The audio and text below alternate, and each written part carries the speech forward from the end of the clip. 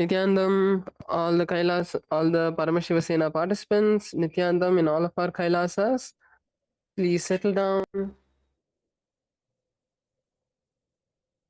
We just have about 3 minutes before it's time to start.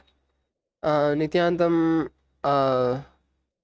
Sairamaya, can you turn off the second camera that's showing the backside? Thank you, Aya.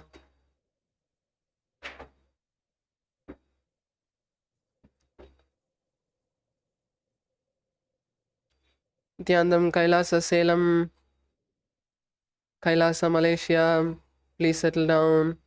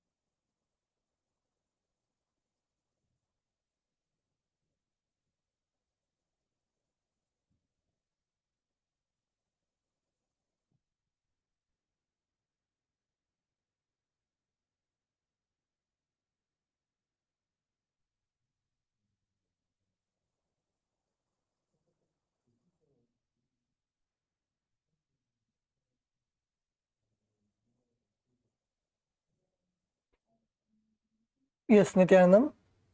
Yes, Nithyanandam. Let's all settle down, and we're now going to begin this session with the Sadguru Vandanam. Please sit in a comfortable position. Place your hands in the Atmanjali Mudra and close your eyes.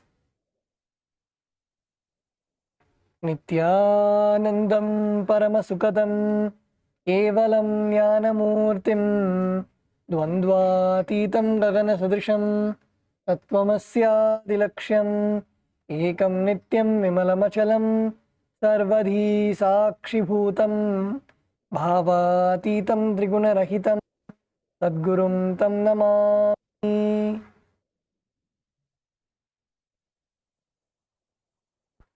Let us now chant the Shiva Mula mantra. Om Ham Hom Shivaya Namaha. Om Ham Hom Shivaya Namaha. Om Ham Hom Shivaya Namaha. Om Ham Hom Shivaya Namaha. Om Ham Hom Shivaya Namaha. Om Ham Hom Shivaya Namaha. Om Ham Hom Shivaya Namaha. Om Ham Hom Shivaya Namaha. Om Ham Hom Shivaya Namaha. Om Ham Hum Shivaya Namaha. Om Ham Hum Shivaya Namaha.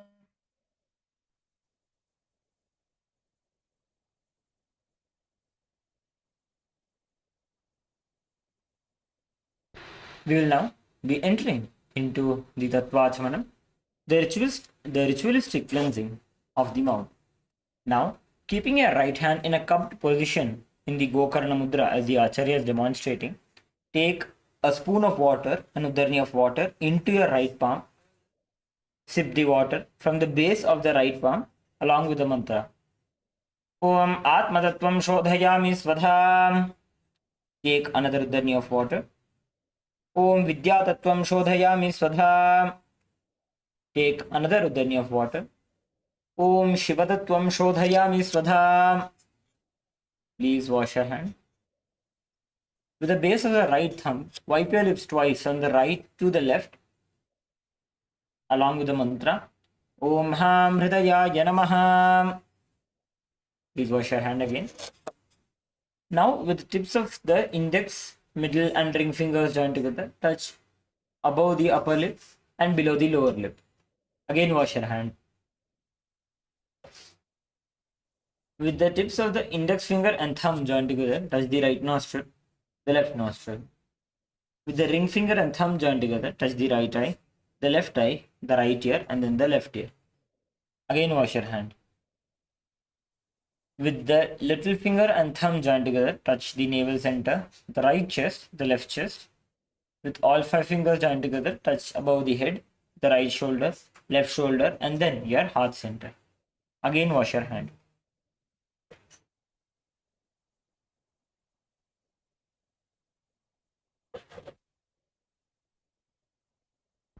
Let us now begin the Sankalpa, the conscious resolution.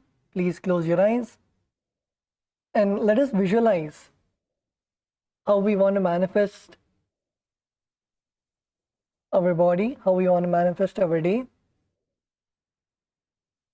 Visualize what you want to make into reality as the Sankalpa for today.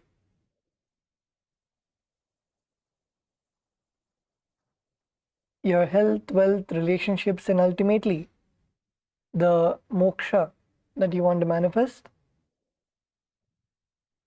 Also visualize your body completely healthy without any diseases. Visualize your body structure the way that you want to manifest.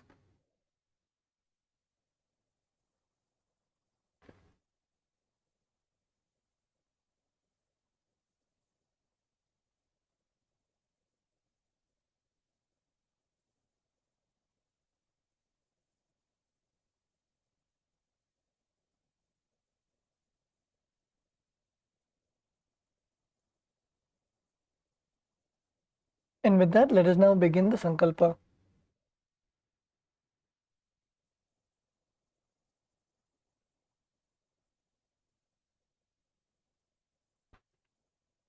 ओम मोपात्त समस्त दुरितक्षयद्वारा भगवत् श्री नित्यानंद परमशिव प्रीत्यर्थम श्री नित्यानंदेश्वरी परमशिव शक्ति समेत श्री नित्यानंदेश्वर परमशिव प्रीत्यर्थम च शुभे शोभने मुहूर्ते अद्य ब्रह्मणः द्वितीय परार्धे श्री श्वेतवराह कल्पे वैवस्वतमन्वन्तरे अष्टाविंशतितमे नित्ययुगे प्रथमे पादे जम्बूद्वीपे भारतवर्षे भरतखण्डे मेरोः दक्षिणे पार्श्वे शकाब्धे अस्मिन् वर्तमाने व्यवहारिके प्रभवादीनां षष्ट्याः संवत्सराणां मध्ये क्रोधिनाम संवत्सरे उत्तरायणे लक्ष्मी वेंकटेश्वर ऋतु मीनमासे शुक्लपक्षे पूर्णिमायां शुभतिथौ स्थिरवासरयुक्तायां हस्तानक्षत्र व्याघ्रतयोग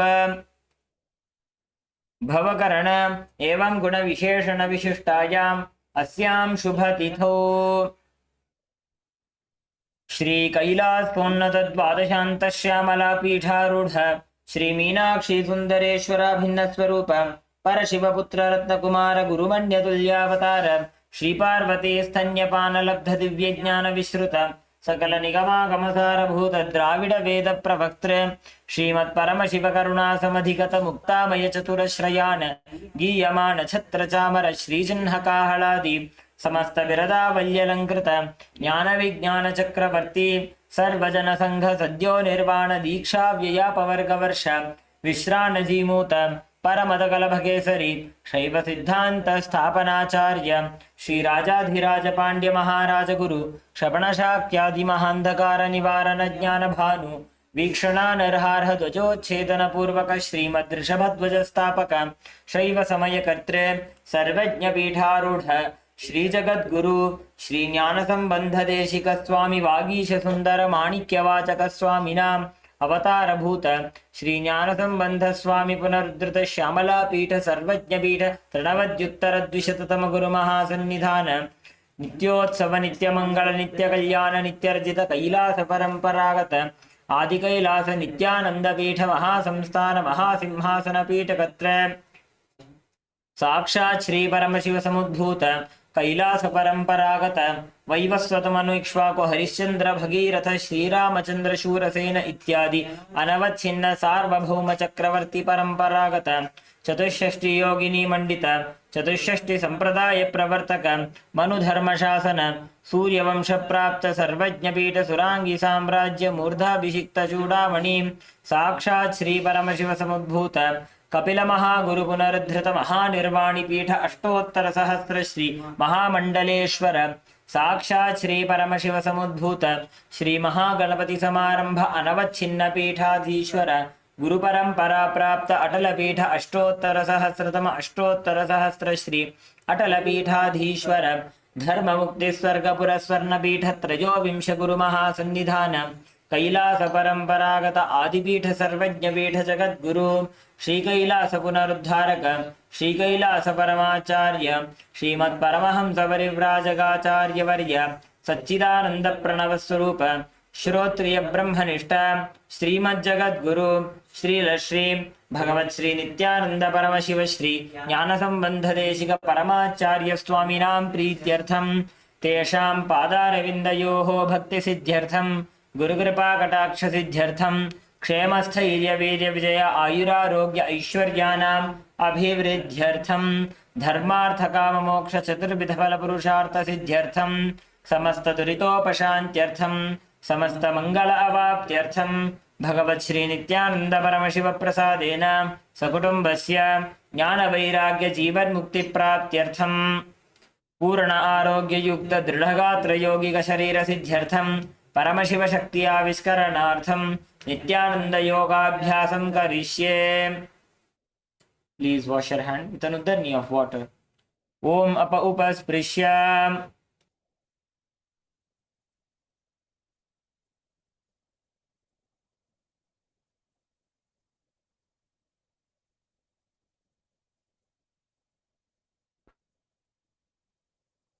Yes, let's now keep our Panchapatram and Uddarani to the side and let's all stand up. We're going to be doing the skeleton dance. Please stand up.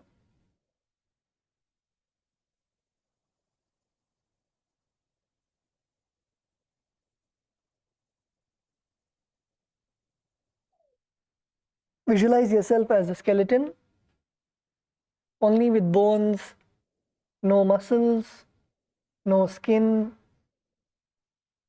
and start shaking your bones, your legs, your hands, your shoulders, your knees, your neck. Start shaking every joint in your body. Shake intensely.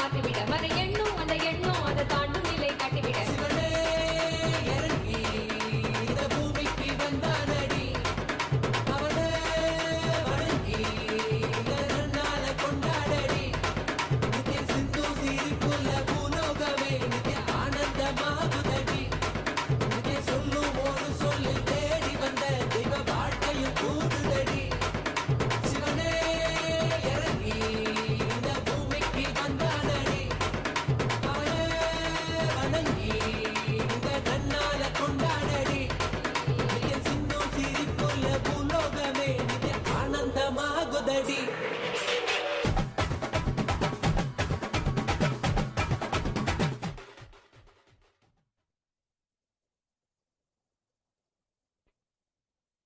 Yes, now relax.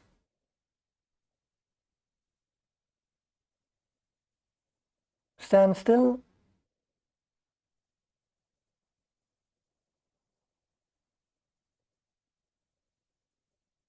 Bring your awareness to your breathing. Inhale deeply and exhale.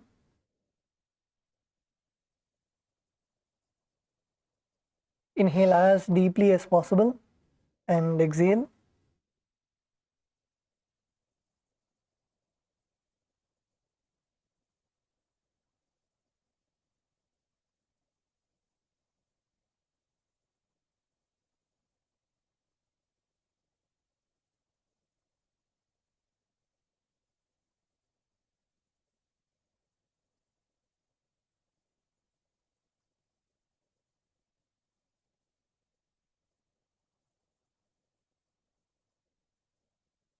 Okay, you can now open your eyes and let's all settle down in our mats.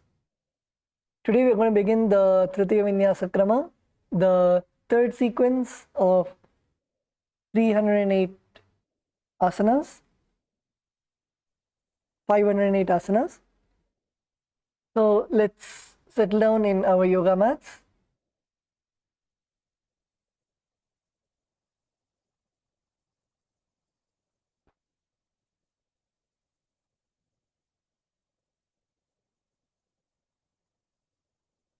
So the first asana we're going to begin with today is Savriti asana. So in this asana, you're going to be in a seated position and you're going to take your right foot and keep it close to your perineum, and then take your left foot and place it on top of your thighs. Keep your right foot close to your perineum and your left foot on top.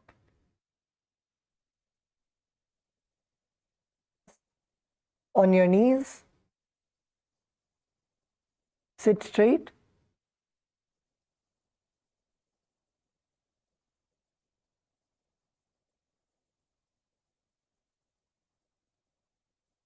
Sit with your head, neck and spine in a straight line. Gaze to your third eye. Visualize Bhagavan Surya in your inner space. That is the sun god. Visualize Bhagavan Surya.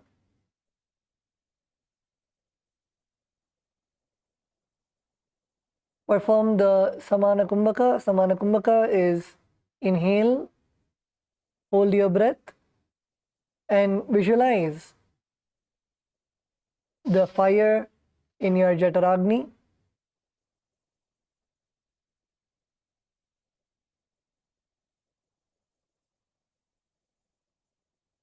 Visualize the fire in your Jataragni and then exhale. Perform the Mula Bandha. Mula Bandha contracting your perineum.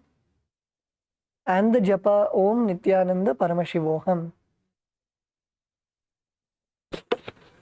जीमनोपगमोडी पगथली की हिली कोरपई मूलद्वारिटे की वैसे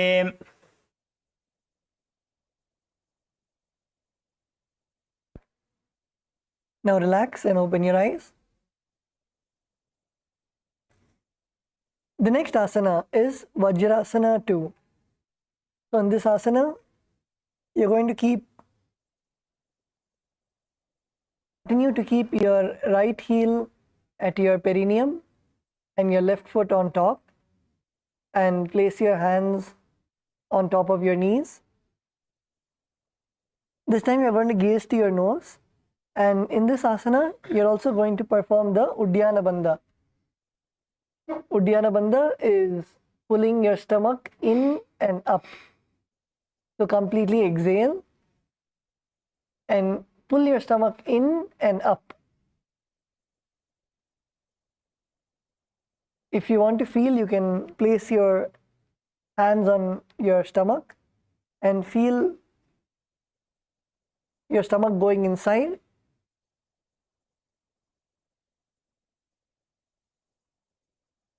In this asana, visualize that you are the weapon of Bhagavan Indra.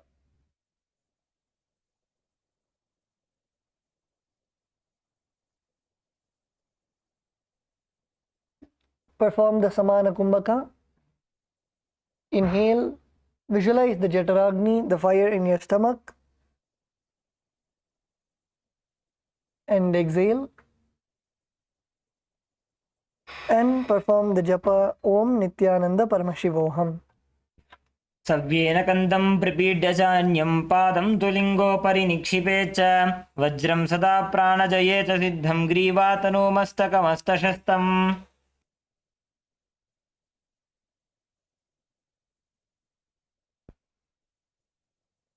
Okay, now relax. The next asana that we are going to perform is the Siddhasana 2. So in this asana, continue to keep your feet in the same position, keeping your right heel at the perineum and your left foot on top of your right thigh. Place your hands on top of your knees. And in this asana, we are going to do the Mahamudra Bandha. That is all three bandhas together. So let's begin with the Jalandhara Bandha, putting the chin to the chest.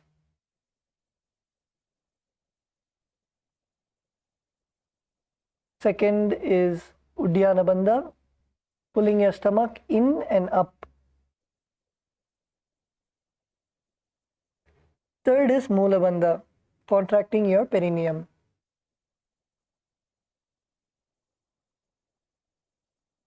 Visualize yourself as the master of Siddha Yoga, a Vedic Rishi. Perform the Samana Kumbhaka, that is, inhale, hold your breath, visualize the fire in your Jataragni, in your stomach, and exhale. And perform the japa Om Nithyananda Paramashivoham. स्थानसंयमितेन्द्रियोचलदृशा पश्यन् भ्रुवोरन्तरं चैतन्मोक्षकपातभेदजनकं सिद्धासनं प्रोच्यते.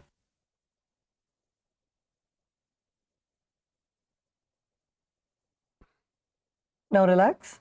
You can relax all the three bandhas. The next asana is Brahmasana. So in this asana,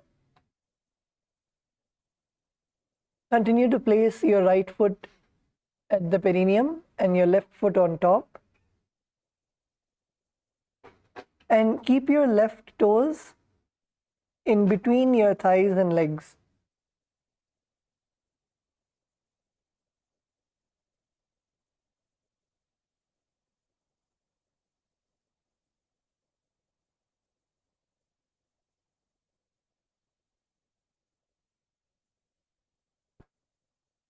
Your left toes, which are on top, tuck them inside between your calf muscles and your thighs. So tuck your foot inside your knee, the leg which is on top. Yes.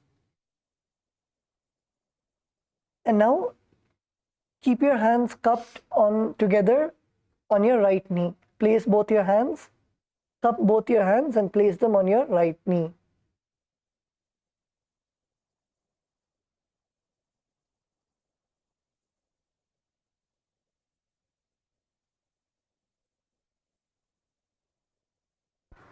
Cup both your hands and keep it together on your right knee and gaze to your nose.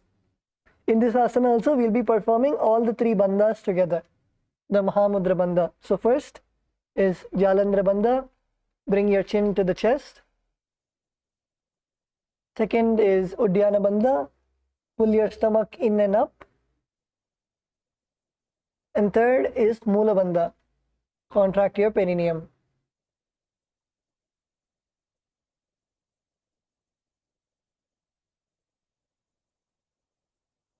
In this asana, visualize Lord Brahma in your inner space. Perform the Samana Kumbhaka, that is inhale. Visualize the Jataragni, the fire burning in your stomach, and exhale. And perform the japa Om Nithyananda Paramashivoham. पद्मं ब्रह्मंस्तथा सैद्धं स्वस्तिकं वज्रमासनं बद्धकोणं भद्रपृष्ठं मूलबन्धं तथैव च.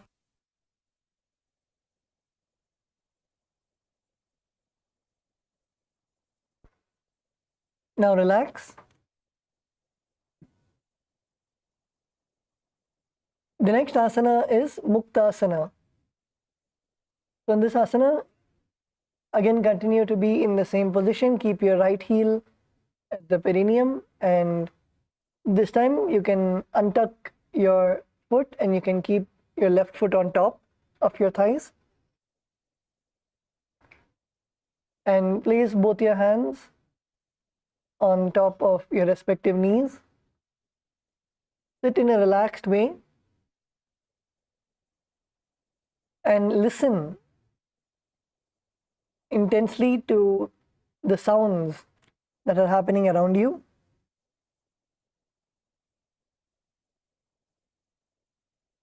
In this asana, visualize the Supreme Pontiff of Hinduism liberating you. Perform the Mula Bandha, contracting your perineum alone. Samana Kumbhaka, that is inhale, hold your breath. Visualize the fire in your Jataragni, in your stomach, and exhale.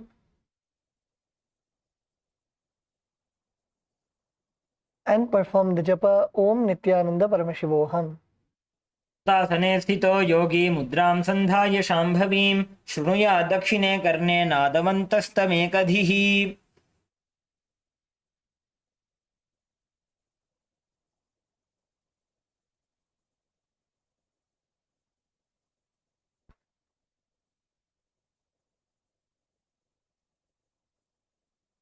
Now relax. The next asana is Valmikasana. So in this asana, continue to keep your right heel at your perineum and keep your left foot on top. Place your hands in the Bindu Mudra. Bindu Mudra is your index finger and thumb joined together, and all the other three fingers stretched out. Keep your hands in the Bindu Mudra and place them on top of your knees. Gaze to the third eye. Visualize yourself as sage Valmiki, the one who wrote the Ramayana.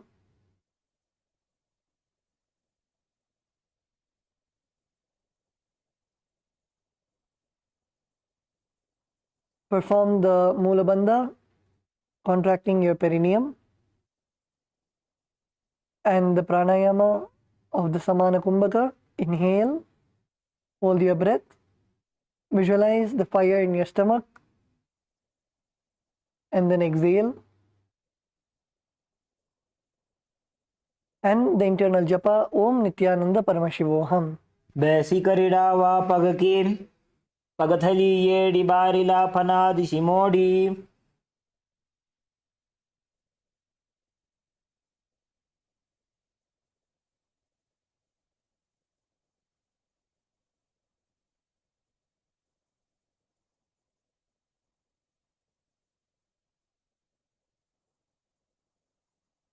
The next asana is Dvishirasana. So in this asana, continue to keep your right heel at the perineum and your left foot on top. Place your hands on top of your knees and now raise your left shoulder. Raise your left shoulder high, bringing your shoulder next to your ears, and visualize it being your second head. Visualize your shoulder as your second head and visualize yourself like a devata, like a god with more than one head.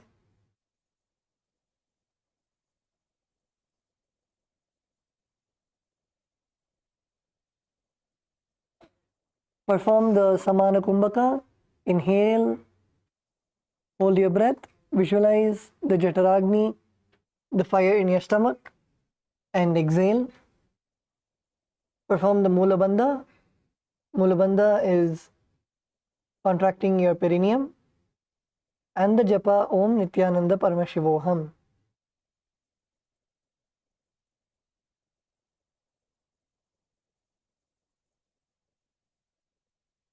स्कन्दशिरः पर्यन्तं नीत्वा स्थातव्यं द्विशीर्षं भवति.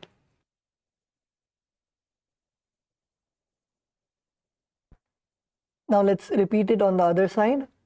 So last time if you raised your left shoulder to your ears, this time raise your right shoulder to your ears. Continue to keep your hands on your knees and lift your shoulder all the way up to your ears.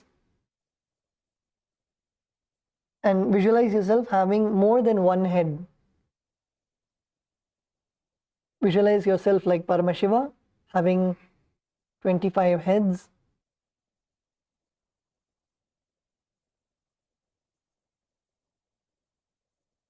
Perform the Samana Kumbhaka, that is inhale. Visualize the fire in your stomach and exhale.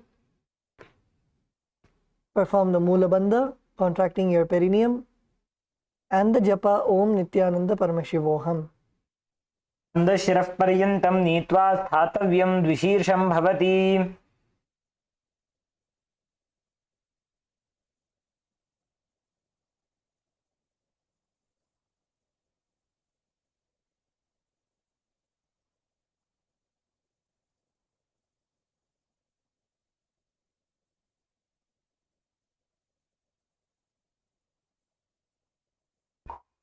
Yes, now relax.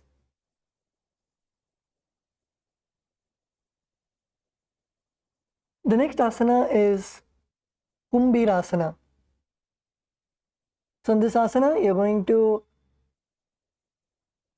keep your legs in the same position.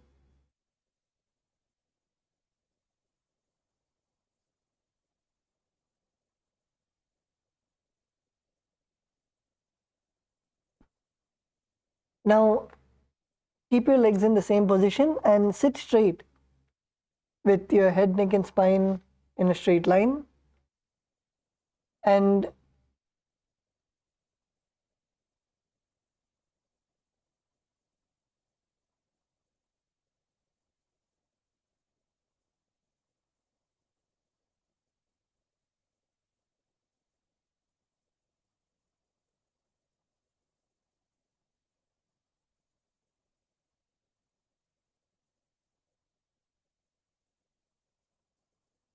in this asana, you're going to raise both your hands and bring both your hands on top of your head.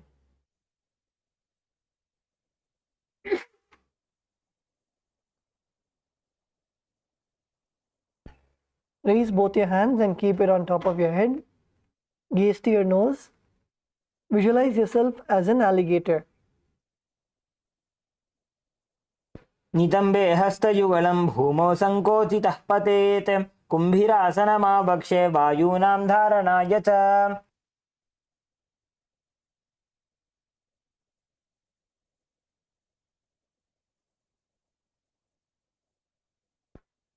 Now relax. You can bring your hands down.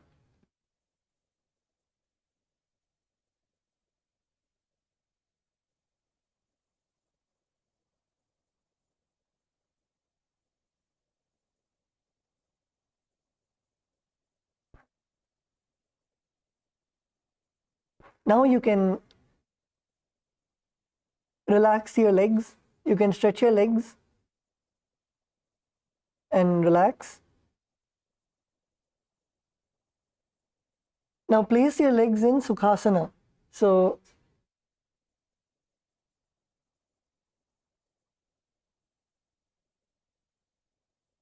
come to a cross-leg position.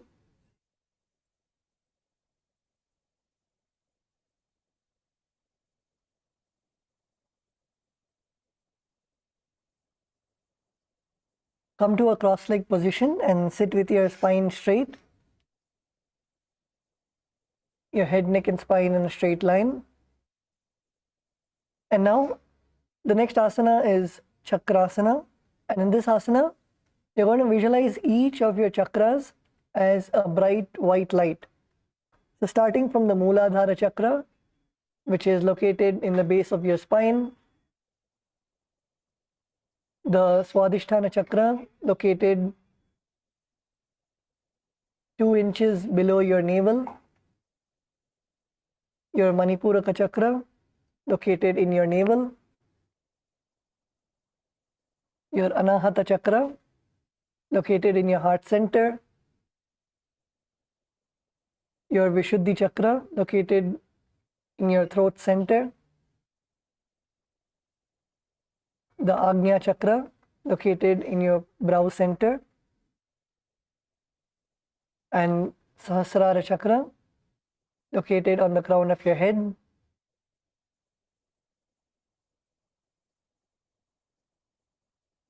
Perform the Mula Bandha and the Samana Kumbhaka. Inhale, hold your breath. Visualize the Jataragni, the fire in your stomach, and exhale. And perform the internal japa Om Nithyananda Paramashivoham. सव्योरुदक्षिणे गुल्फे दक्षिणं दक्षिणेतरे निदध्यादृजुकायास्तु चक्रासनमिदं मतम्.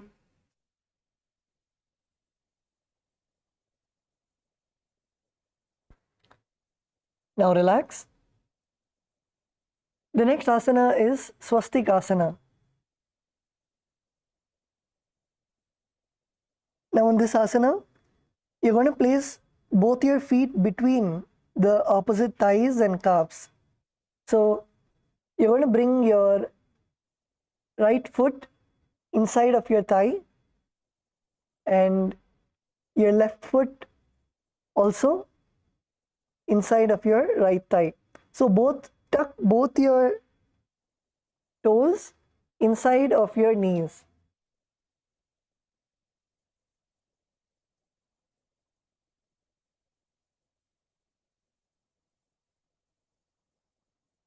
Make sure that both your feet are inside of your knees.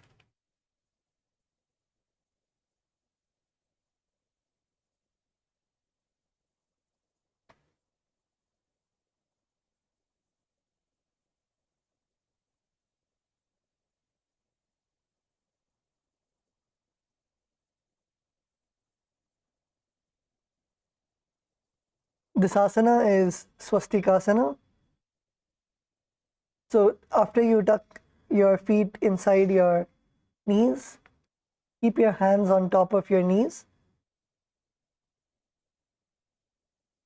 and perform the Mula Bandha, contracting your perineum, and the Samana Kumbhaka, that is inhale,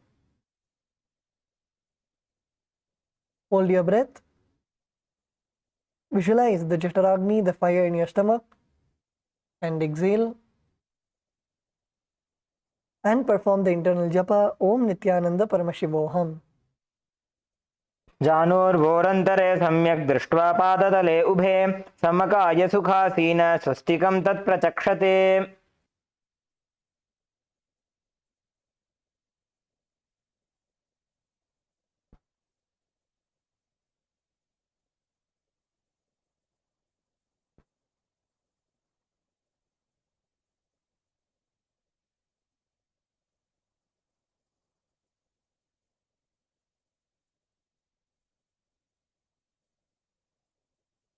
The next asana is Swastikasana 3.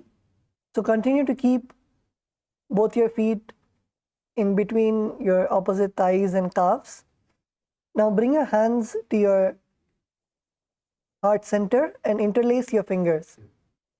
Interlace your fingers and place it on your heart center.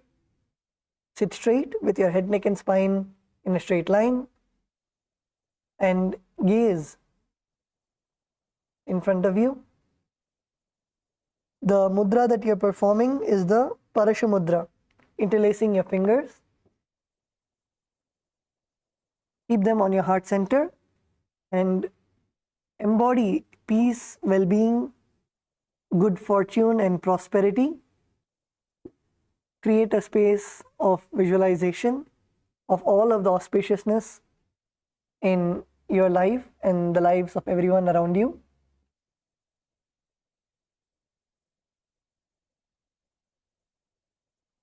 Perform the Samana Kumbhaka. Inhale,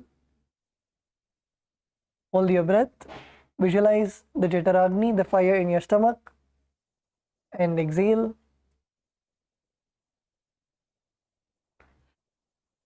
Perform the Mula Bandha, contracting your perineum, and the Japa Om Nithyananda Paramashivoham.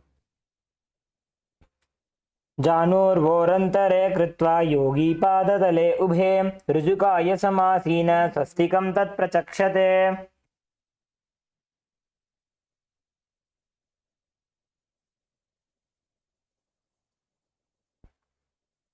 Now relax.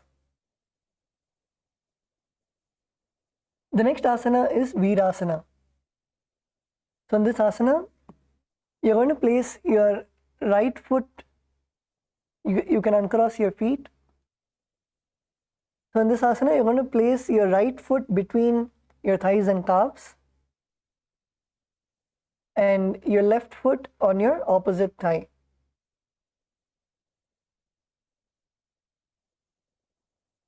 Place your right foot in between your thighs and calves and place your left foot on your opposite thigh.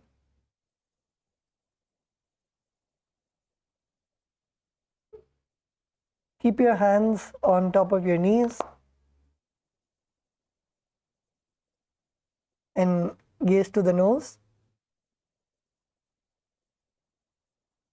Visualize and embody the state and space of bravery, complete with any fears.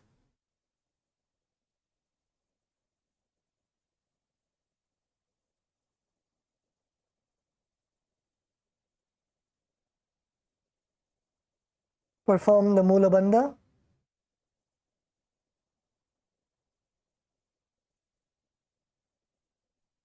And the Japa Om Nithyananda Paramashivoham.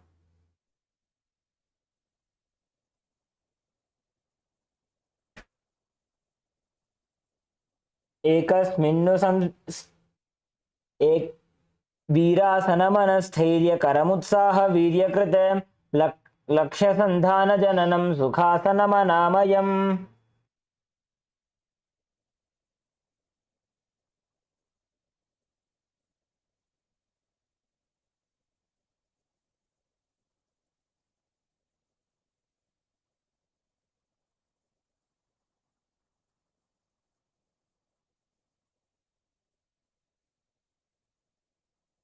Now relax. The next asana is Siddha Haratali Asana. So in this asana, now you're going to uncross your legs and bring your heels together at your perineum. Uncross your legs and bring your heels together at your perineum with your toes slightly separated. Keep your knees wide and interlace your fingers around your feet and bring your knees as low as possible, touching the ground.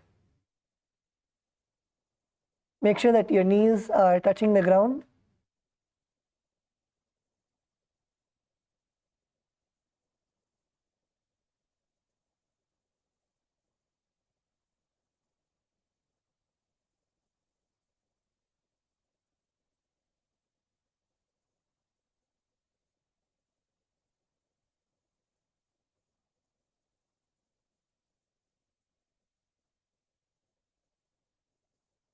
Yes, Kailasa, Malaysia.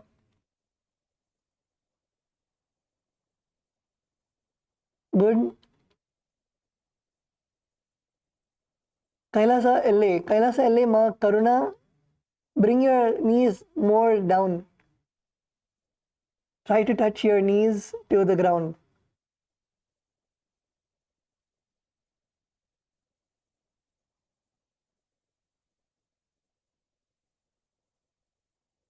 Yes, Kailasa, Malaysia, male bodies.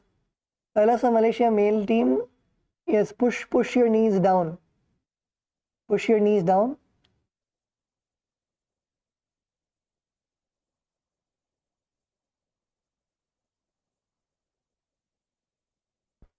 Kailasa, Salem, Ma Shubhashini. Yes, push your knees down.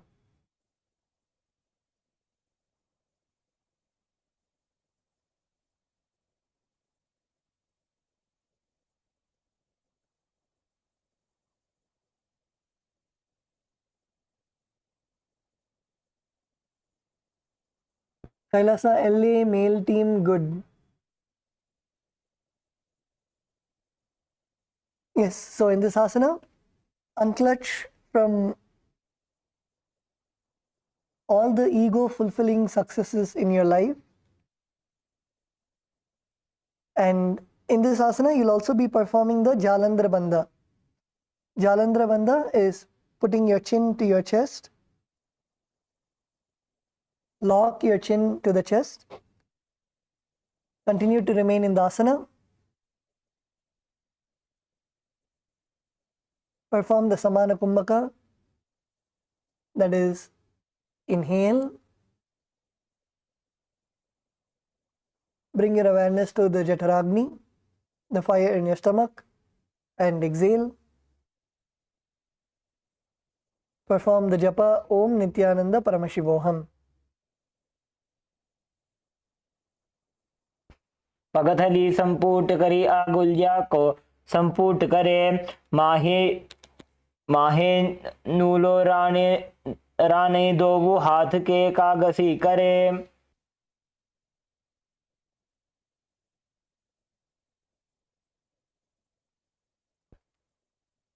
Now relax. The next asana is Bhadrasana. So in this asana, continue to sit and bring your heels together at your perineum.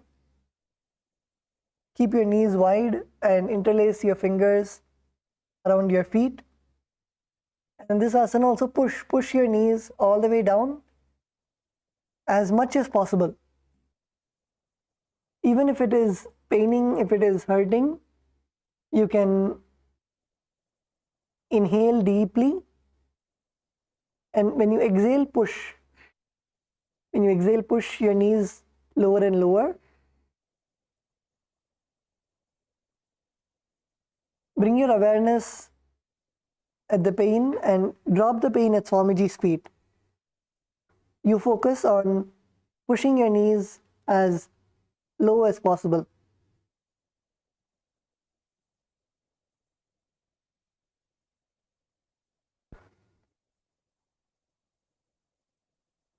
And once your knees have touched the ground,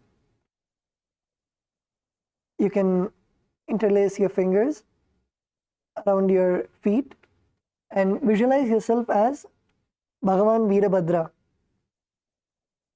Visualize yourself as Bhagavan Veerabhadra. Bhagavan Veerabhadra is one of the ferocious forms of Bhagavan Paramashiva, who came out of Paramashiva's own jatas.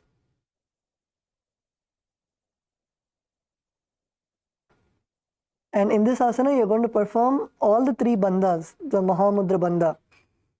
So let's begin with the Jalandhara Bandha. Bring your chin, lock your chin to the chest. Second is Uddiyana Bandha. Pull your stomach in and up.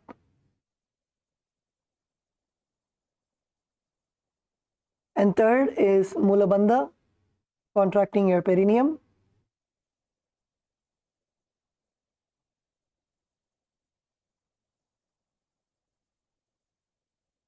And perform the japa Om Nithyananda Paramashivoham.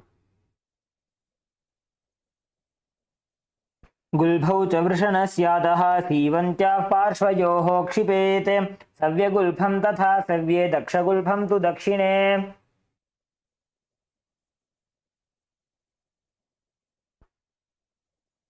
Yes, now relax.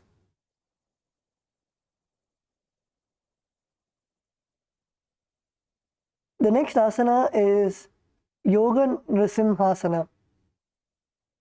So in this asana, you're going to sit on the ground with your knees raised.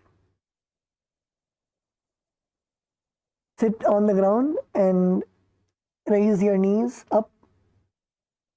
And now cross your heels. Cross your heels.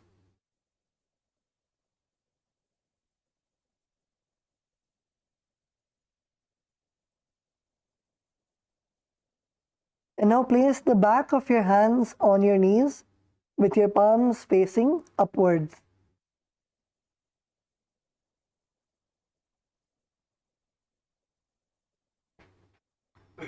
Place the back of your hands on your knees with your palms facing upwards and visualize yourself as Bhagavan Narasimha.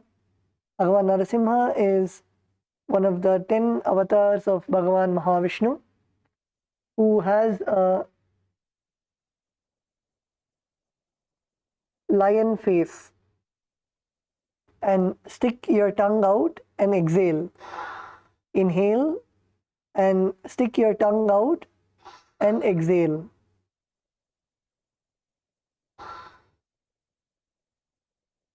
And perform the japa Om Nithyananda Paramashivoham. मायूरं पिञ्छमायूरं पद्मपीठसमन्वितं कौकुटं गर्भपिण्डं च कौर्मं योगनृसिंहकम्.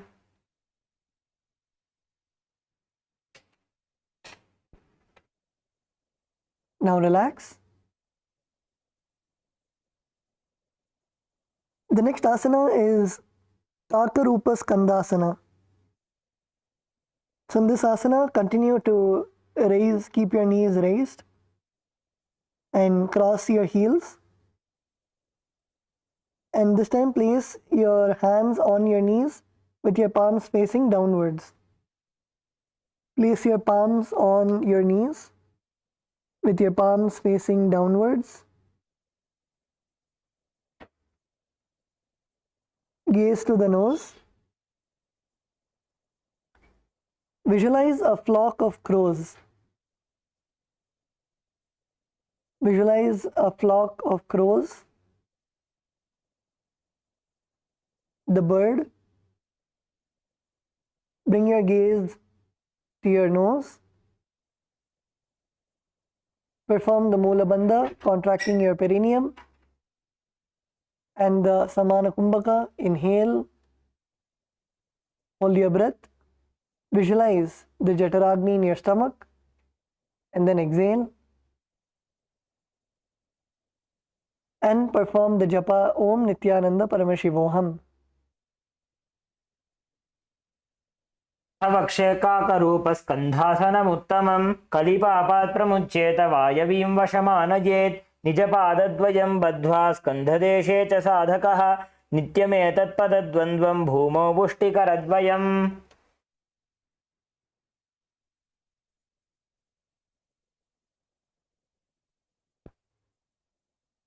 Now relax. The next asana is Utkatikasana. So in this asana, sit on the ground with your heels on the ground, with your feet flat and your knees raised up, and make sure that your heels are touching your perineum. Bring your heels close to your body so it's touching your buttocks and your knees raised up. Place your hands on the respective knees.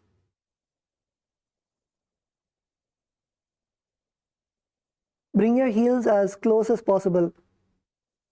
Kailasa LA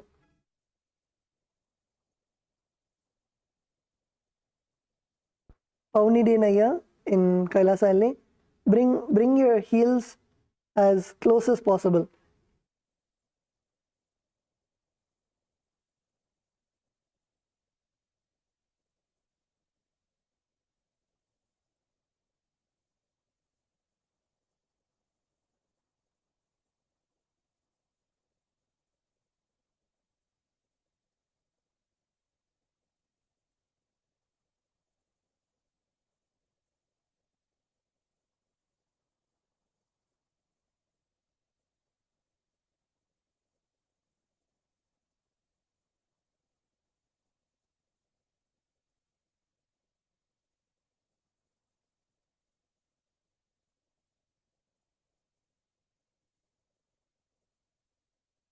Visualize sitting in the space of Upanishad with the Supreme Pontiff of Hinduism.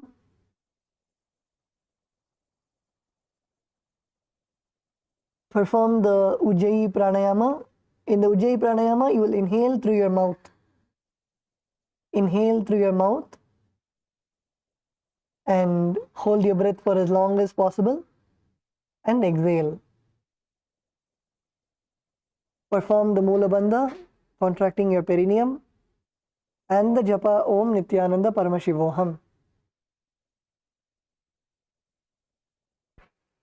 श्लिष्टर्गुलिश्लिष्टगुल्फो भूश्लिष्टोरुप्रसारयेत् यत्रोपविश्यपादौ तद्दण्डासनमुदीरितम्.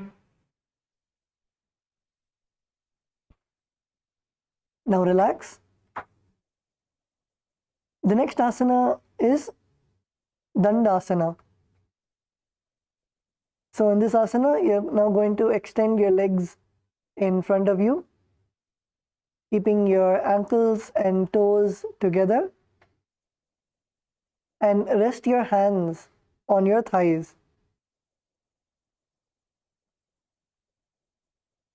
Visualize yourself as Paramashiva's Yoga Danda. Yoga Danda is whenever it's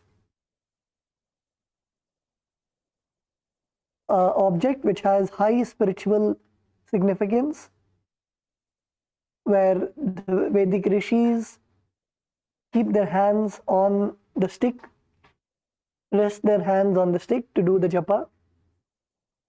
So visualize yourself as that stick that Paramashiva keeps his hand on.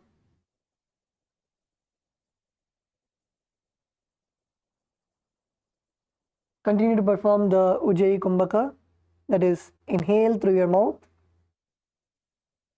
and hold your breath for as long as possible and exhale.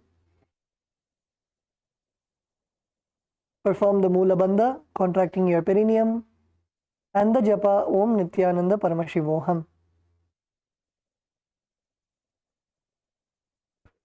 श्लिष्टर्गुलिश्लिष्टगुल्फौ भूश्लिष्टोरुप्रसारयेत् यत्रोपविश्यपादौ तद्दण्डासनमुदीरितम्.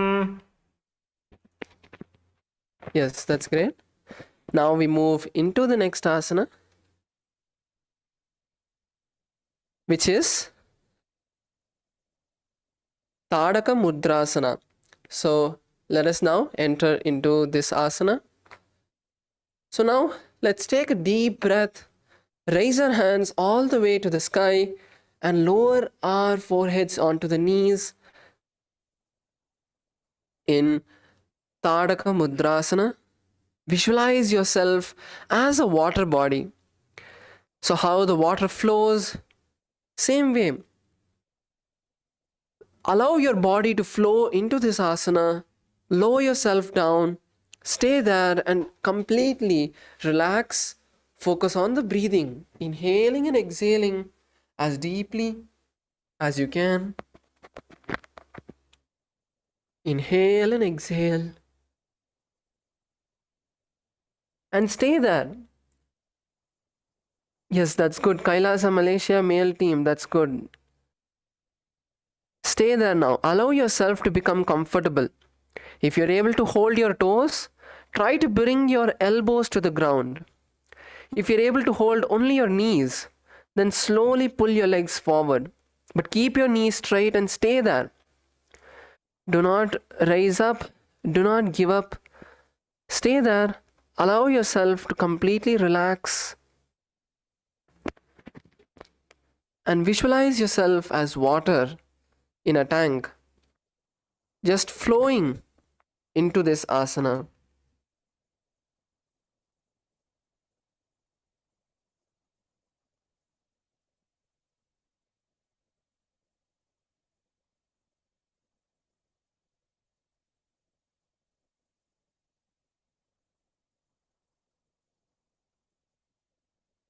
Let's take a few more moments to stay here in this asana. Perform the Ujjayi Kumbhaka. Inhale through your mouth, nice and deep. Inhale and exhale through the nostrils, nice and deeply. Focus on inhaling and exhaling.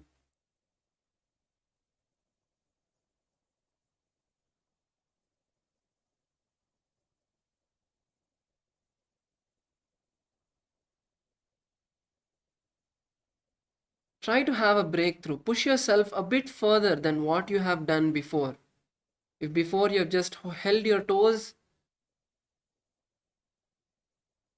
now hold your feet. If you are held only your knees, move your hands forward into your shins, towards your ankles.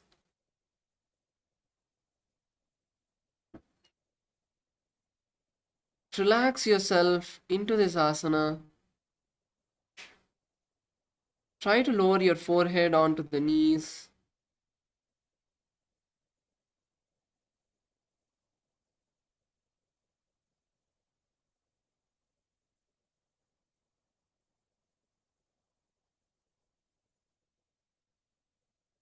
Inhale and exhale nice and deeply.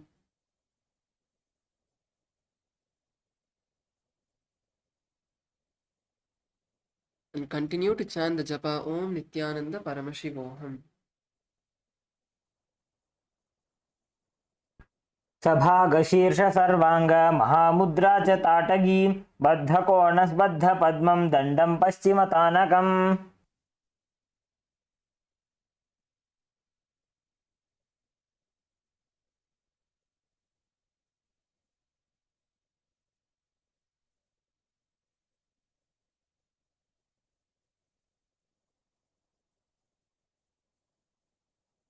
You can now slowly raise up.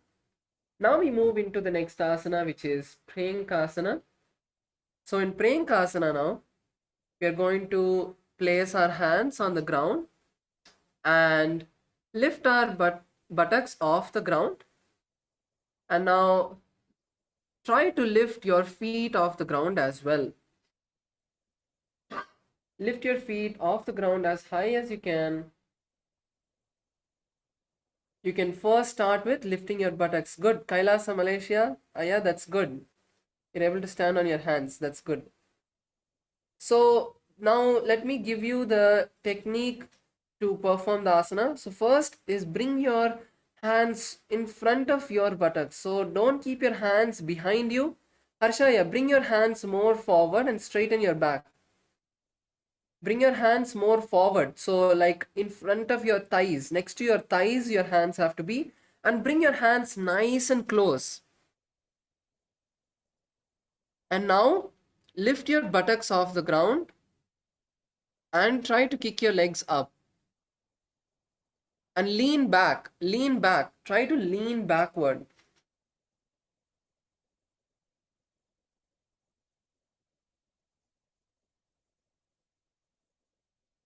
Yes, good. Kailasa, Malaysia, male side, two of them are able to perform. That's good. Yes, Harshaya, that's good. Try to kick your legs as high as possible.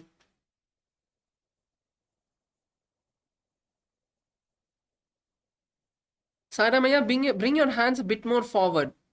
Bring your hands a bit more forward. And nicely squeeze your legs.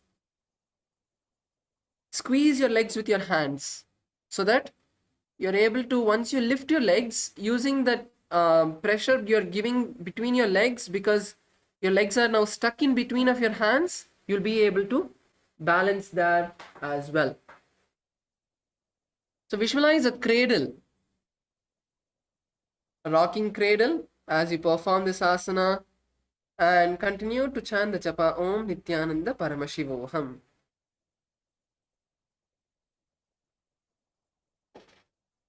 प्रेङ्खवत् स्थित्वा पादाग्रे मस्तके परिनीत्वा पृष्ठभागे भूमौ निधाय तिष्ठेत्. Yes, relax.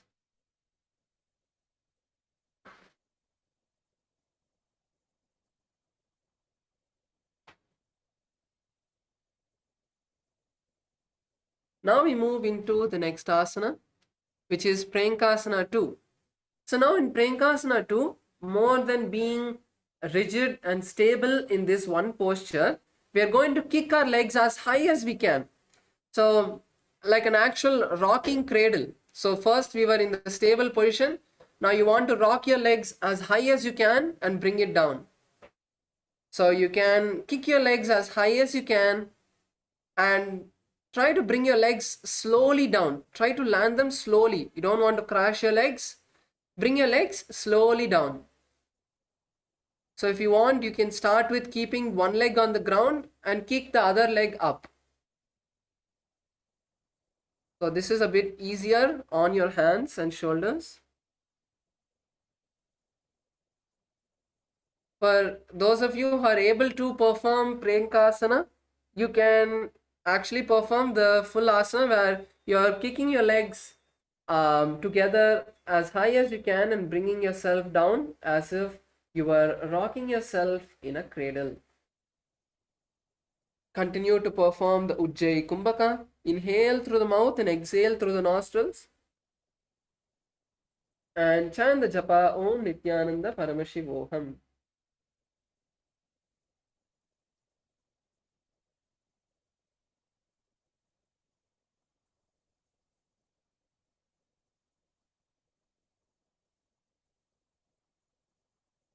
प्रेङ्खवत् स्थित्वा पादाग्रे मस्तकोपरि नीत्वा पृष्ठभागे भूमौ निधाय. Yes, relax. Lower your legs down. And once again, bring your knees to your chest. Once again, bring your knees to your chest. Keep your feet together.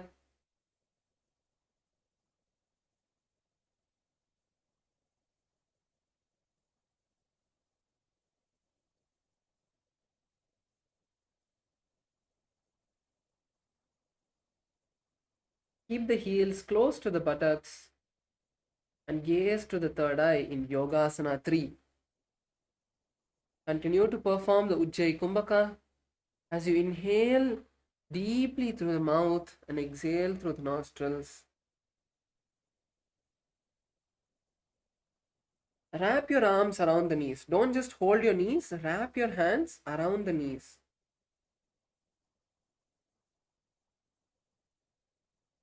Harshaya, wrap your hands around the knees.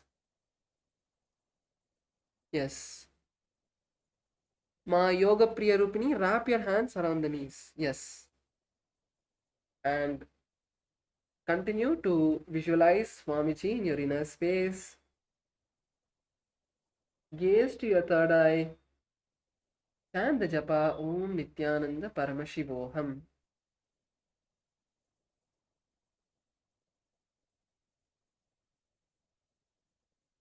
भेदान्वितं पादं तस्य हस्तेन बन्धयेत्. अथ योगासनं वक्ष्ये यत्कृत्वा योगिराट् भवेत्. Now we move into the next asana, which is Vrishapati Asana. So now let's enter Vrishapati Asana as we sit on our left leg. Sit on your left leg and take your right leg on top.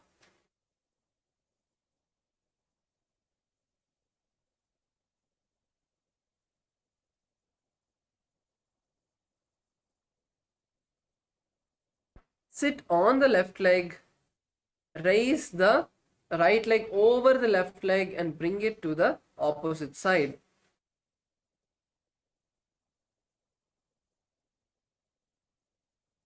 Place the hands on the top knee.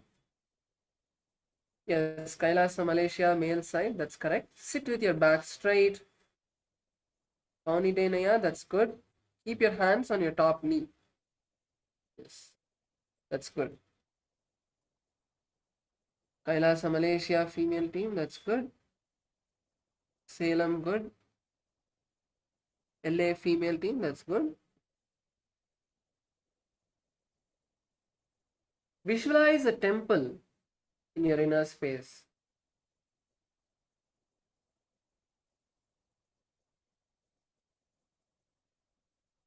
And we are going to start performing the Seetkari Kumbhaka. The Seetkari Kumbhaka is where you clench your teeth, inhale through the clenched teeth, and exhale through the nostrils. To clench your teeth, make a hissing sound as you inhale and then exhale through the nostrils. Gaze to the tip of the nose. Bring your gaze to the tip of the nose and chant the japa Om Nithyananda Paramashivoham.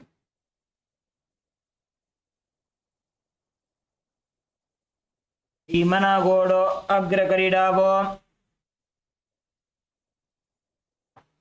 Pagajibani Pashati Ani Modi Kulani Cherashi Panapani Adhararahi Hat Goda Uparirashe. Yes. Now we enter Dhruvasana, Durvasana. So now let's perform Durvasana. Now cross your knees. So basically from the previous asana that we are sitting on our left leg, slide the left leg outside to the right hip. So slide the leg out and sit on the floor.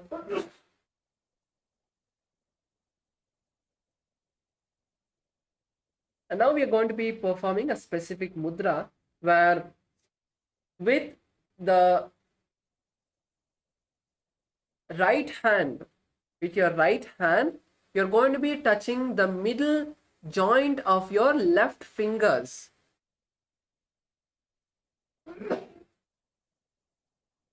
So with your right hand, touch the middle joint of your left fingers. You can zoom in also for you.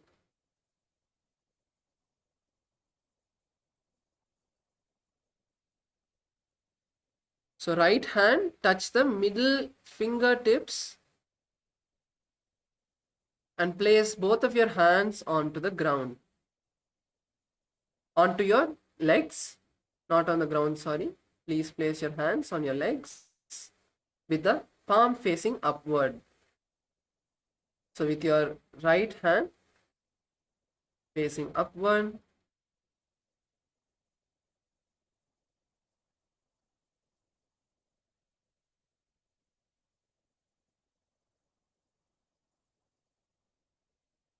visualize the Dhruva grass. The Dhruva grass is a very auspicious grass that completely cools your body and is also very favorite of Ganesha, Lord Ganesha.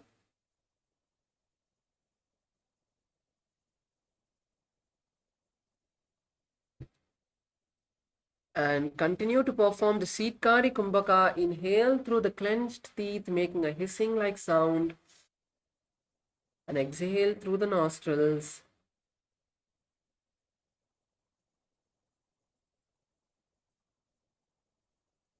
And chant the japa Om Nithyananda Paramashivoham. जंग परिकरिजी मनो पगडाई पाशति आनी हनादो बुधरती टेकी बारला गुल्फकुला की बारली कानी लगावे. Next, we perform Sukadevasana. Continue to be seated in the same position and bring your little fingers and thumbs together along with the wrist and place your hands on the knee, on the top knee, which is Padma Mudra. Bring your hands into Padma Mudra.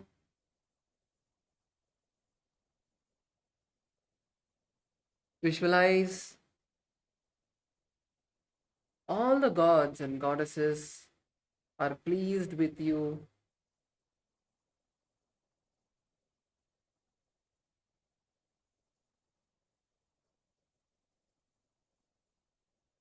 And blessing you.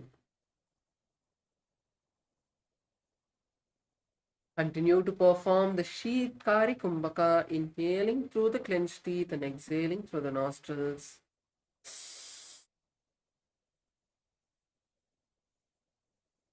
Take a nice deep breath through the teeth and exhale through the nostrils. Perform the Mula Bandha, tightening the perineum. Gaze to the tip of the nose. Look at the tip of your nose and chant the japa Om Nithyananda Paramashivoham.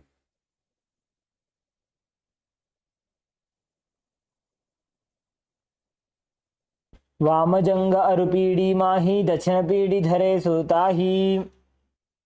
Yes. Now we move into next asana, which is Datta Digambarasana. So in Datta Digambarasana,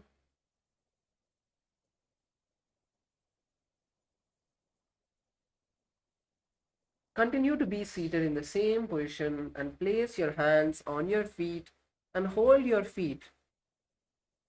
Hold your feet. Keep your head, neck, and spine in a straight line.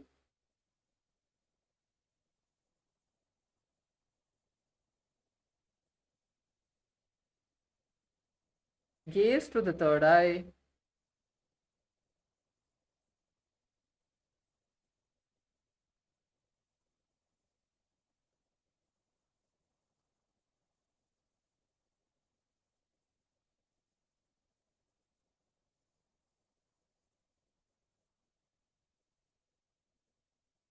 Visualize Paramashiva has blessed you with all the material needs that you need in your life.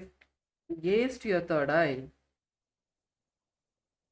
Continue to perform the Shitkari Kumbhaka, inhaling through the clenched teeth, taking nice and deep breath, and exhaling through the nostrils.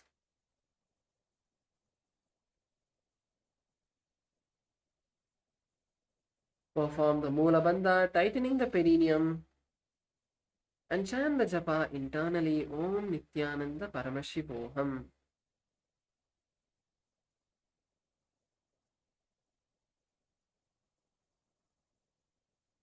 प्रथम जीवन पाव उचावे दाई जंग उपरी करी ल्यावे दाई पाखती ताको आने घोड़ा ऊपर तल करी ठाने. Continue to be seated in the same position. Hold on to your big toes with all of your fingers and lean forward and down, bringing the forehead to the ground in front of you. Bring yourself as low as possible. However low you can, bring yourself down.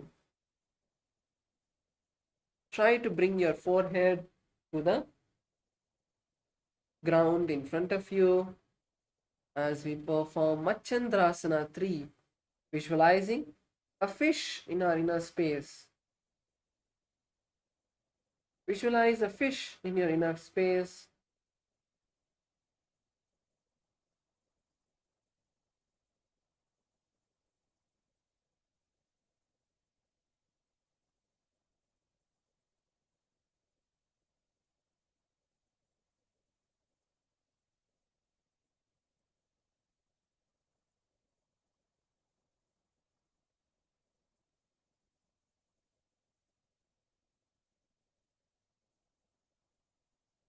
Gaze to the tip of your nose. Continue to perform the Shitkari Kumbhaka, inhaling through the clenched teeth and exhaling through the nostrils.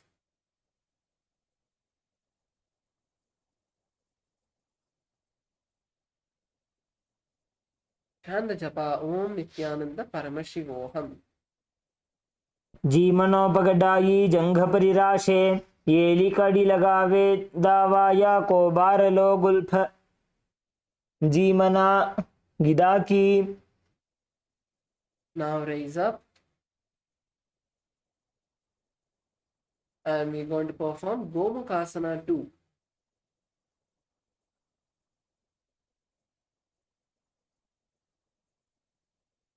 So now in Gomukhasana 2, bring your right arm up all the way behind your back, and then bring your left arm from the under of your left side and fold on to your hands from behind the back.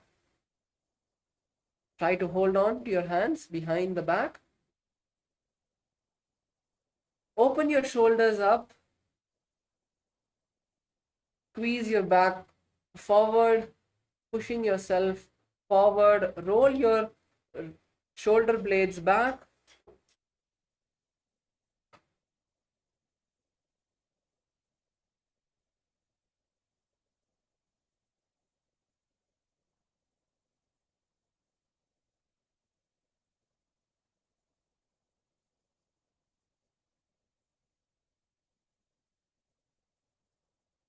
Visualize a cow in your inner space and chant the japa Om Nithyananda Paramashivoham. उत्तानकूर्मपीठं च सिंहस्गारुडमेव च वातायनं गोमुखं च भारद्वाजं त्रिविक्रमम्. Yes, now you can all open your legs, shake them out, relax your knees and ankles.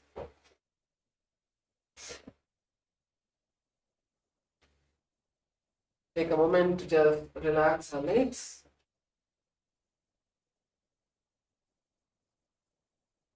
Roll your ankles, relax your knees, just shake your knees out. And yes, let's now move on to Vrishapati Asana on the opposite side. So let's perform Vrishapati Asana on the opposite side.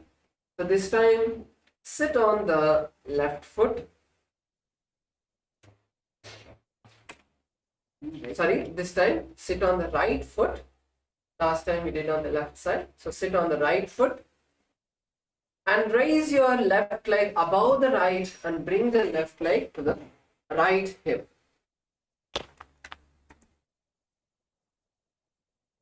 Place your hands on the top knee. Visualize a temple in your inner space. Gaze to the tip of your nose.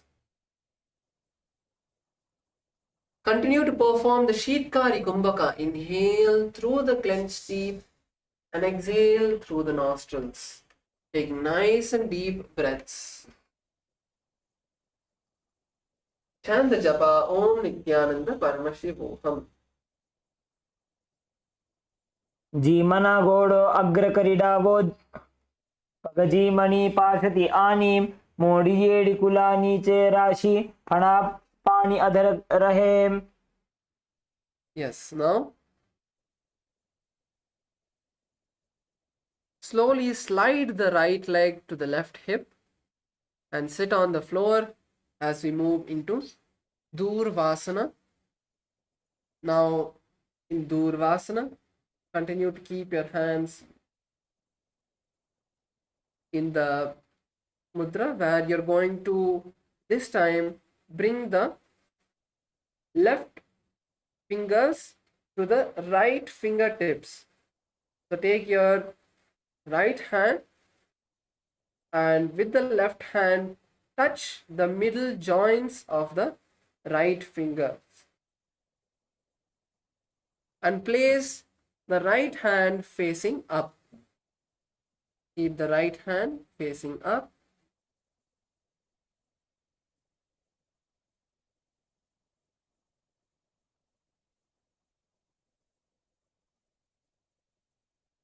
Visualize the Durva grass in your inner space. Gaze to the tip of your nose. Inhale through the clenched teeth in the Sheetkari Kumbhaka. Taking nice and deep breaths through the clenched teeth. And chant the japa Om Nithyananda Paramashivoham.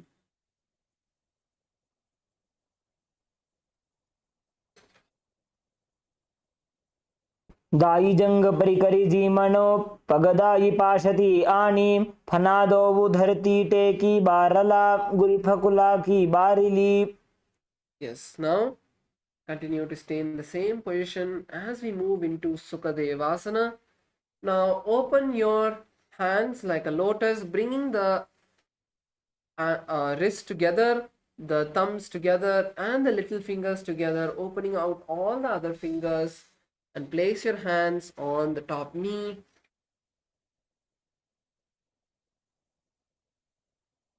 Now visualize all of the gods and goddesses are pleased with you and blessing you.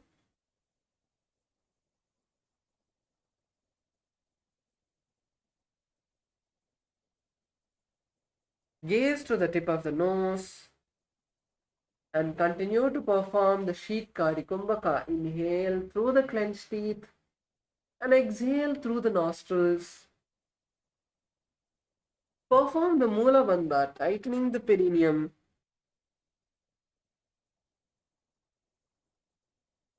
And chant the japa Om Nithyananda Paramashivoham.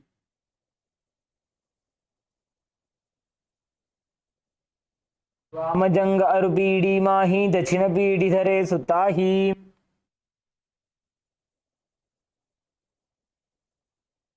Now we move into Datta Digambarasana. Now hold on to your toes or your feet. Hold on to your feet with all of your fingers.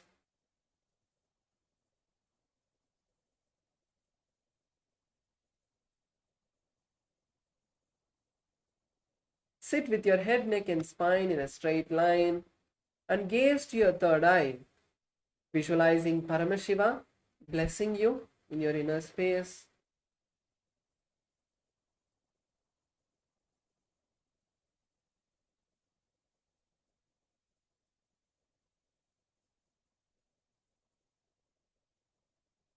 Gaze to your third eye.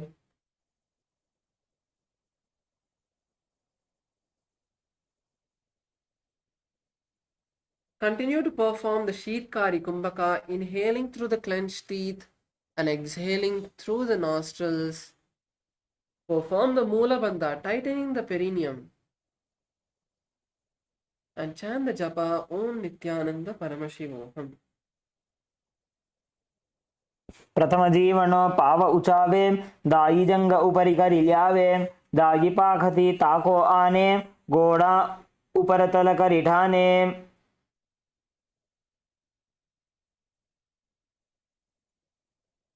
Now we move into next asana, Machandrasana.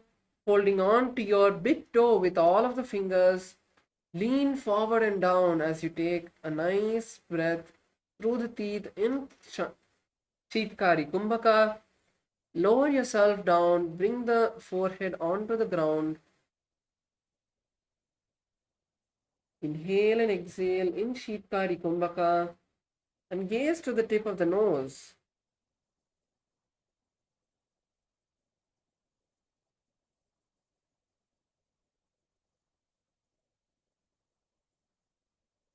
Gaze to the tip of the nose and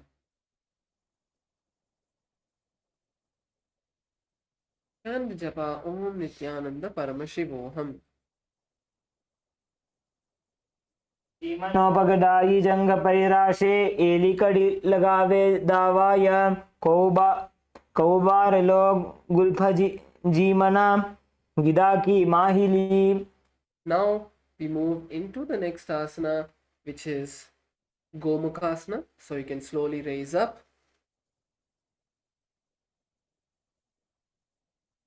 Now, this time take your left hand behind your back. Take your right hand from under the right side and hold on to your fingers behind the back. Visualize a cow in your inner space. Open your shoulders. Roll your shoulder blades back. Push your back forward. And squeeze your hands behind. Even if you're able to touch, that's good. Stay there. And Continue to perform the Sheetkari Kumbhaka. Inhale through the clenched teeth and exhale through the nostrils. Chant the japa Om Nithyananda Paramashivoham. उत्तानकूर्मपीठं च सैंहद्गारुडमेव च वातायनं गोमुखं च भारद्वाजं त्रिविक्रमम्. Now relax and you can all open your feet. Let's once again just relax our legs. Take your ankles out, take your knees out.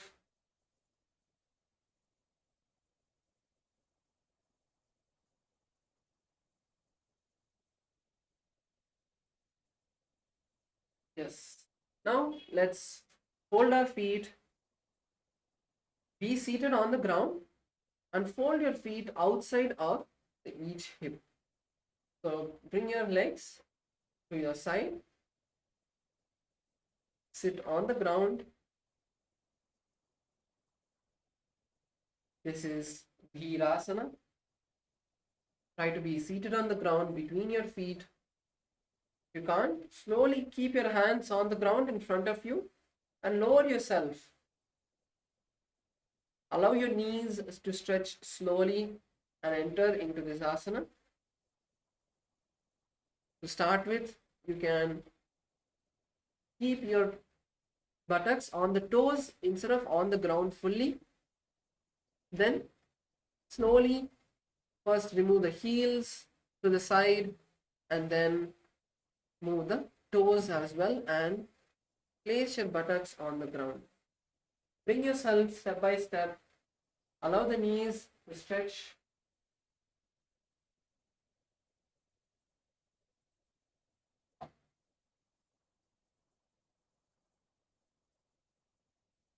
Allow your knees to stretch.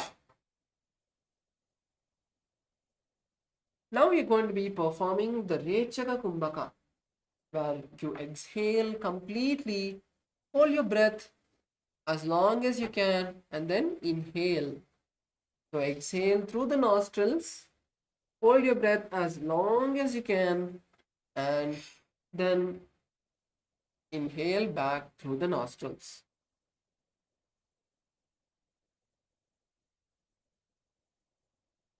Visualize the state and space of bravery.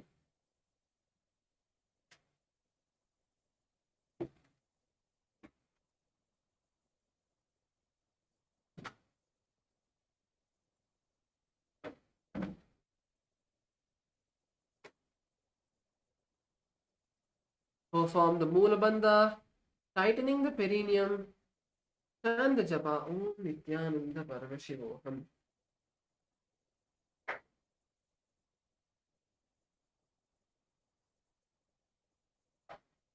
वाने पगगोठा नथिवालिने तेना फनगुदानि नीचे आड़ा रखिने बेसमूते धीरासन कहेवा यछे. Now continue to be seated in the same position. Now you're going to raise the left knee to your chest. Raise the left knee to the chest and sit on the right leg. Yes. This is the position. Sit on your right leg and keep the left knee by the chest and your hands on the respective knee.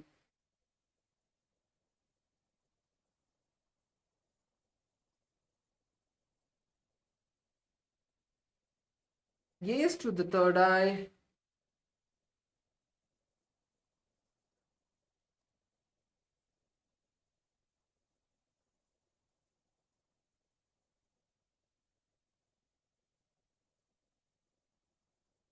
Perform the Rechaka Kumbhaka and chant the japa Om Nithyananda Paramashivoham.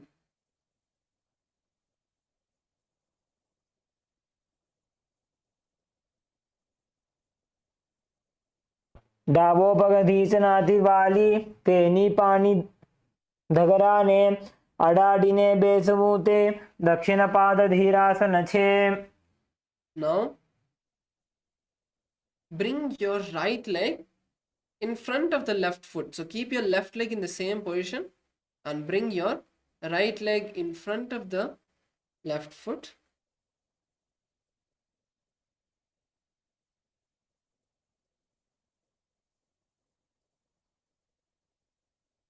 So bring your leg next to the left foot, the right leg next to the left leg.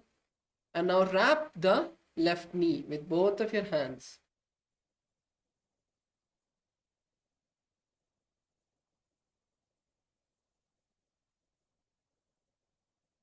This is Dakshina Swasa Gamanasana. Bring your awareness on the breath as you inhale and exhale and hold the breath in Rechaka Kumbhaka. Focus on the breath. Bring your awareness on the Shwasa, the breath.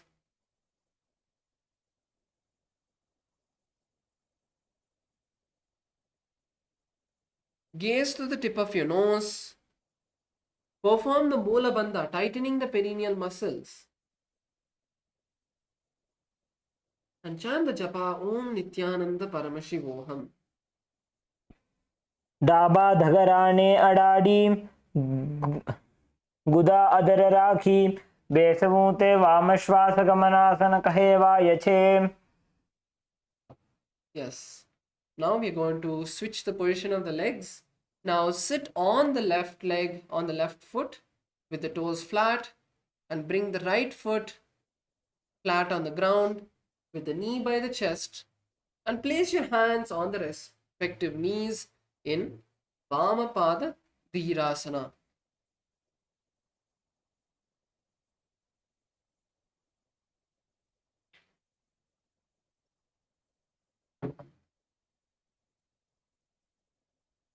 Now perform the Mula Bandha. Gaze to your tip of the nose.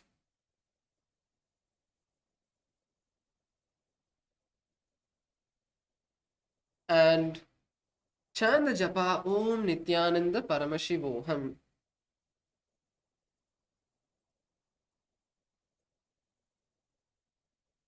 दानिया धीरासन तथा वामपाद धीरासन अवांतर भेद छे. Now bring the left foot, the side of the right foot, and hug your right knee with both your hands. This is Vama Shwasa Gamanasana. Vama Swasa Gamanasana. Focus on the breath. Focus on the inhalation and the exhalation. Bring awareness to your breath as you inhale and exhale. Gaze to the tip of the nose and continue to chant the japa Om Nithyananda Paramashivoham.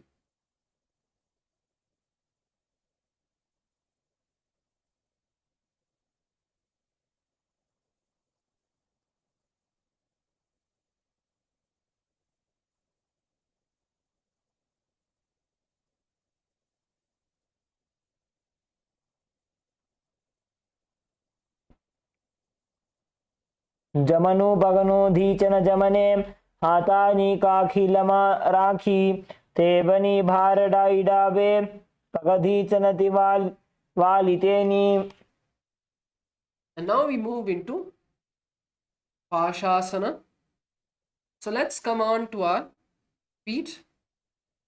Raise yourself onto your feet and sit on the legs.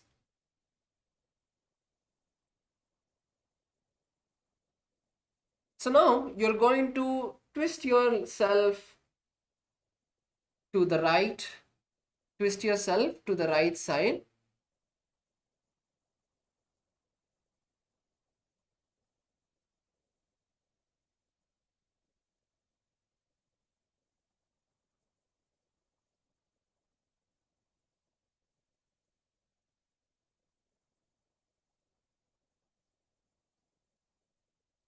So now bring your left hand around the knees all the way to your foot, and with the other hand, with your right hand, hold on to the left hand. So this is Pashasana.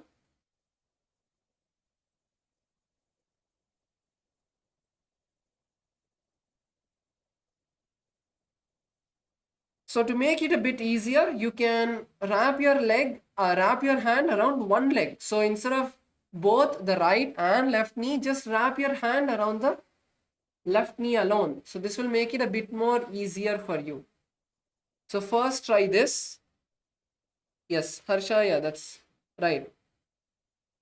Yes, now bring the left hand behind. Bring the left hand behind your left leg. So you have turned to the right side, correct? So turn to the right. Harsha, yeah, turn to the right. Bring your hand around the left knee. Bring your left hand around the left knee.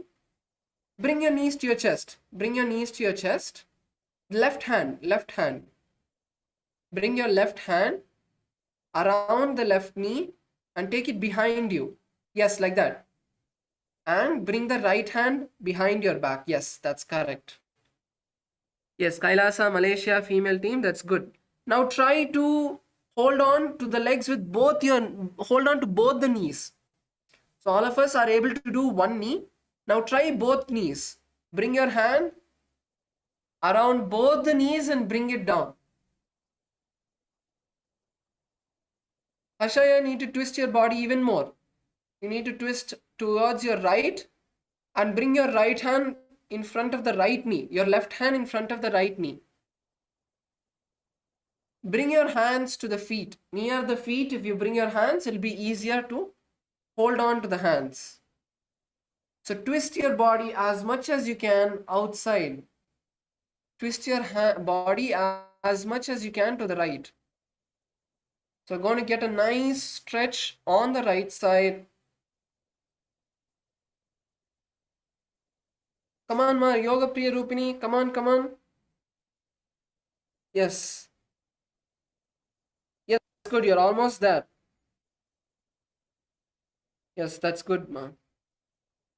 So in this asana, visualize your binding yourself with the rope of integrity. Gaze to your third eye and chant the japa Om Nithyananda Paramashivoham.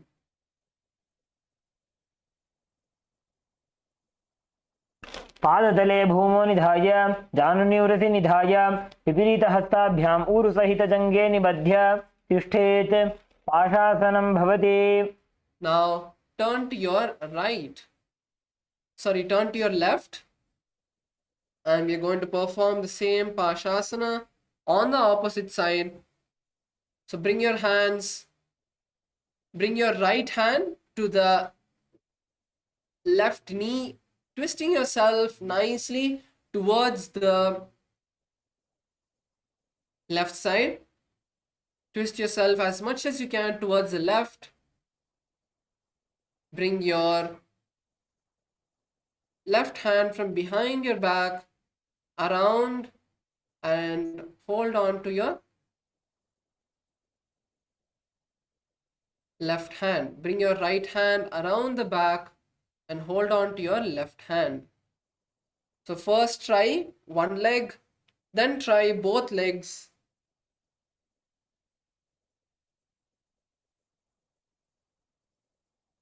Yes, Saramaya, turn to the left side. Turn to the left side. Bring your left hand between your legs. So I'm giving you the easier variation. Bring your right hand between of your legs and take it behind you, like how you would do in Kakabusandi Asana. Bring your hand in between of bring your right hand between of your legs and wrap your right leg alone. And with the left hand, take the left hand behind your back. Yes, that's right. Take your left hand behind the back and wrap your leg. So once again, visualize that you are binding yourself with a rope of integrity.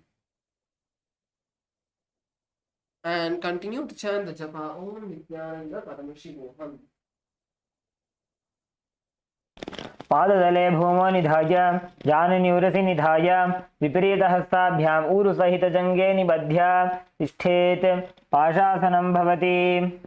Yes, now we can all sit down and before we move into Shavasana, I would just like to take a few questions if anyone has. We had completed the Pratama Vinyasa Krama, we have completed the Dvitiya Vinyasa Krama.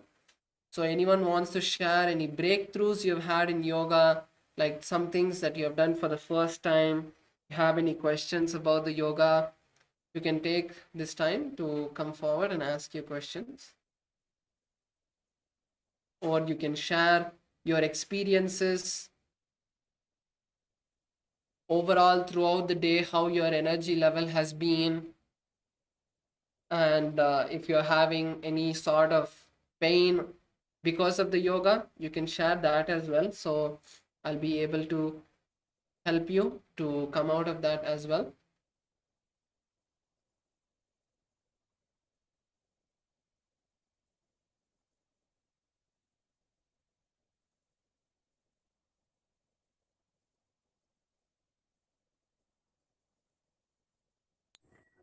Yoga Niana Rupini here.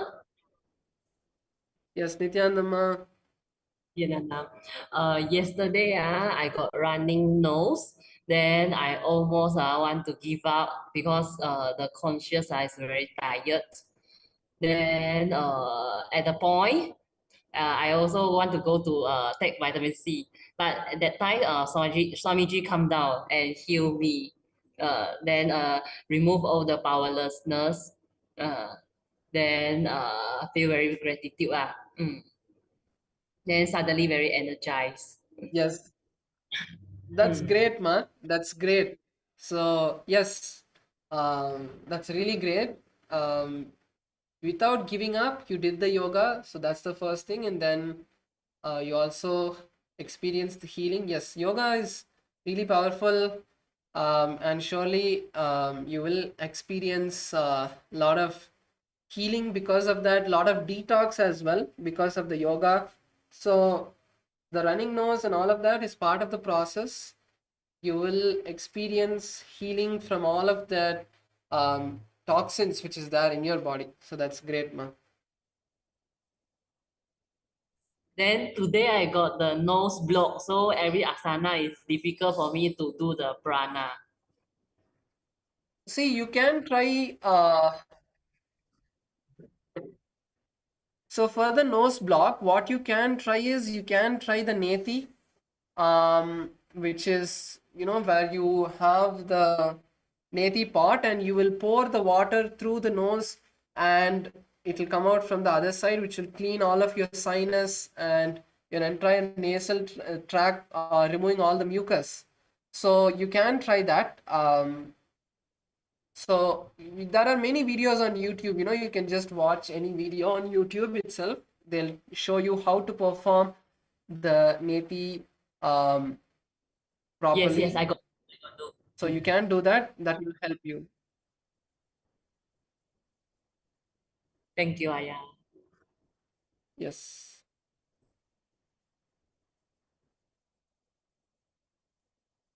கமலாமா, நீங்க அந்த நான் அந்த thyroid கிரியா உங்களுக்கு அனுப்பிச்சிருந்தேன் அன்னைக்கு, நீங்க பண்ண ஆரம்பிச்சிட்டீங்களா அத?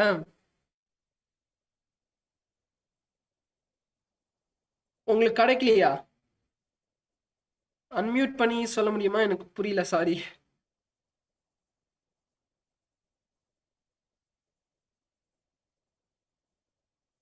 சாமி நித்யானந்தா. நித்யானந்தம்மா. சாமி இன்னும் நாங்க அதை ஆரம்பிக்கல சாமி. ஏன்னா நேரம் ஓகே. இருக்கு யோகா பண்ணிட்டு. சரி, பிரச்சனை இல்லைம்மா, பிரச்சனை இல்லை. ப்ரோக்ராம் முடிச்சதுக்கு அப்புறம் நீங்க ஆரம்பிச்சுக்கோங்க. புரியுது எனக்கு. காலையிலேருந்து நைட் வரைக்கும் நீங்க வந்து இந்த ப்ரோக்ராம்ல இருக்கிறதுனால டைம் கிடைக்காதனால புரியுது. பிரச்சனை இல்லை. அந்த லிங்க் வச்சிருக்கீங்களா? லிங்க் வச்சிருந்தீங்கன்னா அது ஓகே. ஸோ அப்புறம் ப்ரோக்ராம் முடிச்சதுக்கு அப்புறம் நீங்க வந்து ஆரம்பிச்சுக்கோங்க அப்புறம். சரிங்க சாமி. நன்றி Swami Nithyananda. S.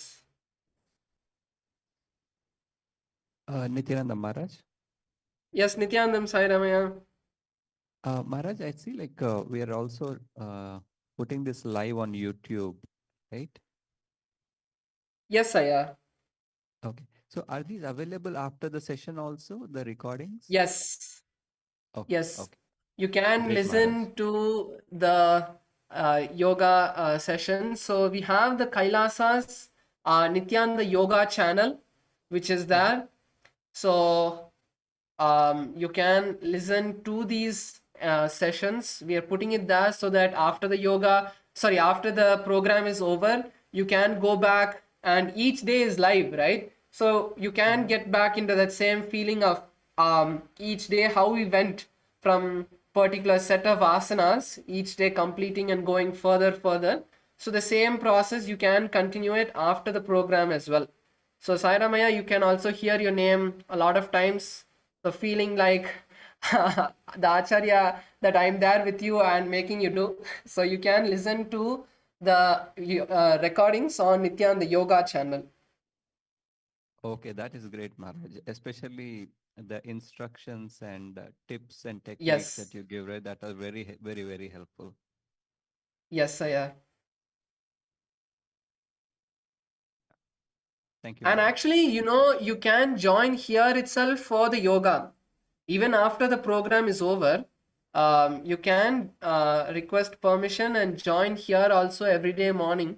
And you can follow along with us even live. So not just a video, but you'll be able to, join here, and I'll be able to see you and give you live instructions as well.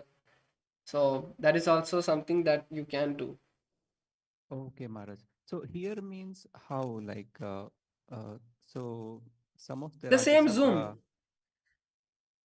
The same Zoom room, I think they'll be able to share that with you as well.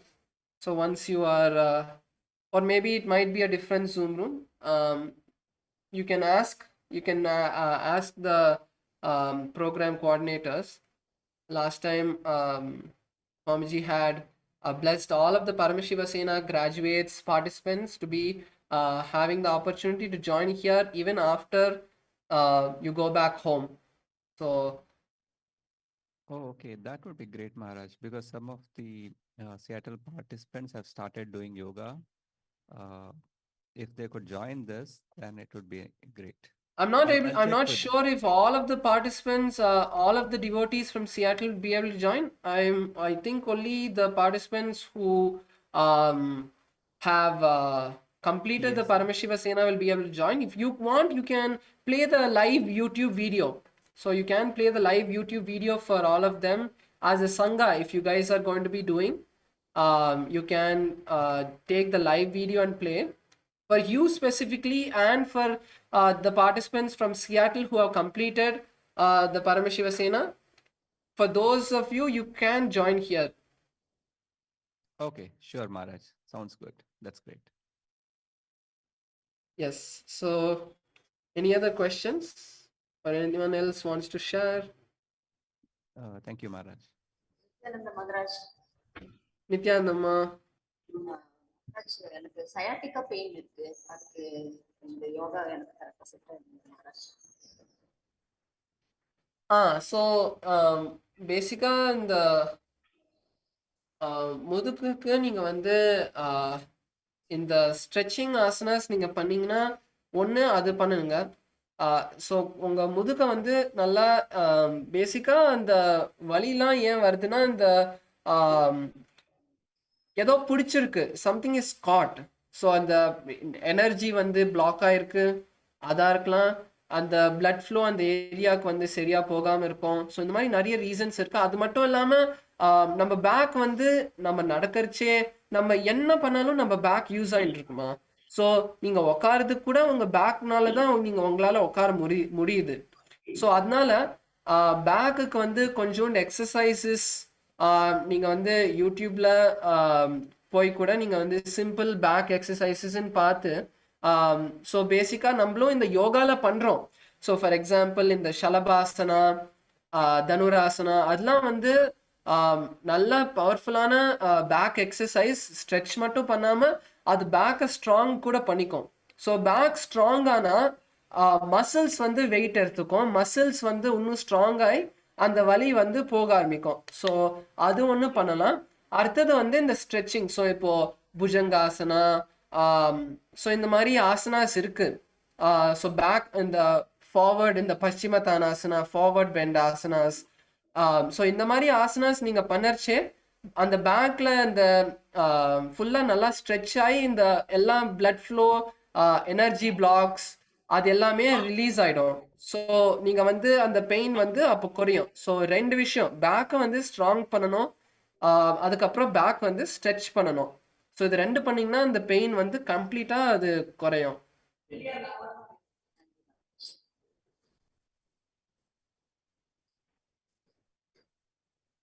சரிங்களாம்மா?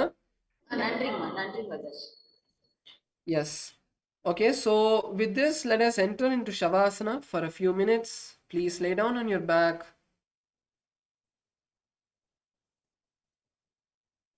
Keep your hands by your side.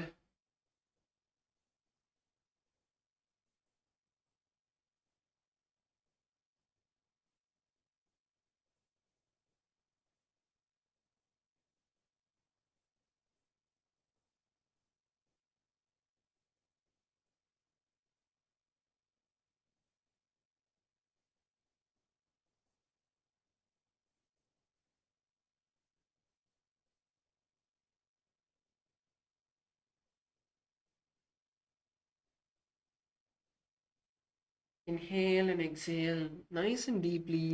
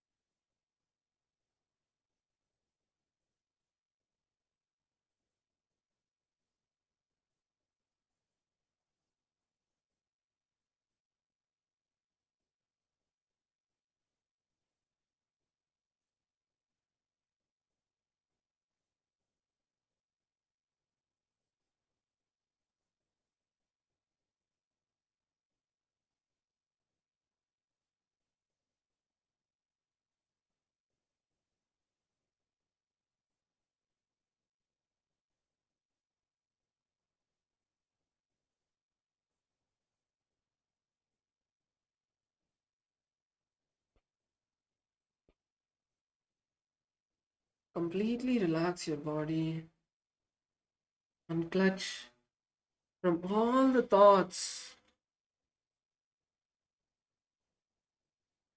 Just focus on relaxing your body.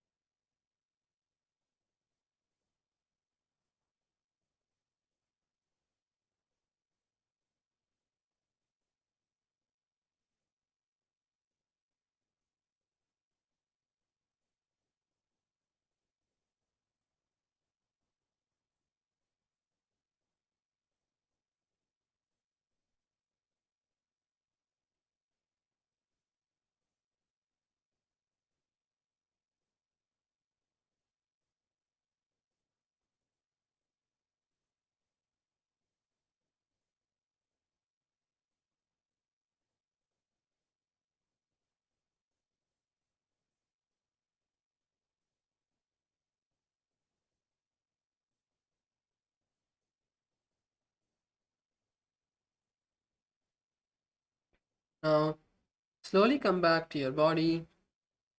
Move your hands and legs.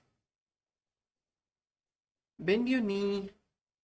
Bring your knees to your chest. Rock yourself from side to side. Hold your legs with your hands. Now, slowly rock yourself into a comfortable seated position. Keep your eyes closed. Bring your legs into a comfortable seated position. Bring your hands in front of your heart center. Take a moment to visualize Swamiji in your inner space. Take a deep breath and let's complete with the Purna Mantra. Om Purnamadah Purnamidam Purnat Purnamudachyate Purnasya Purnamadaya Purnamevavashishyate Om Shanti Shanti Shanti Harihi Om Tat Sat Sarvam Bhagavat Shri Nithyananda Paramashiva Padukarpanamastu Om Nithyanandam. Thank you all. Hope you all had a beautiful and amazing yoga session today. Now we'll be moving on to the next sessions, and your local program coordinators will be sharing the timings with you. Thank you all. Nithyanandam.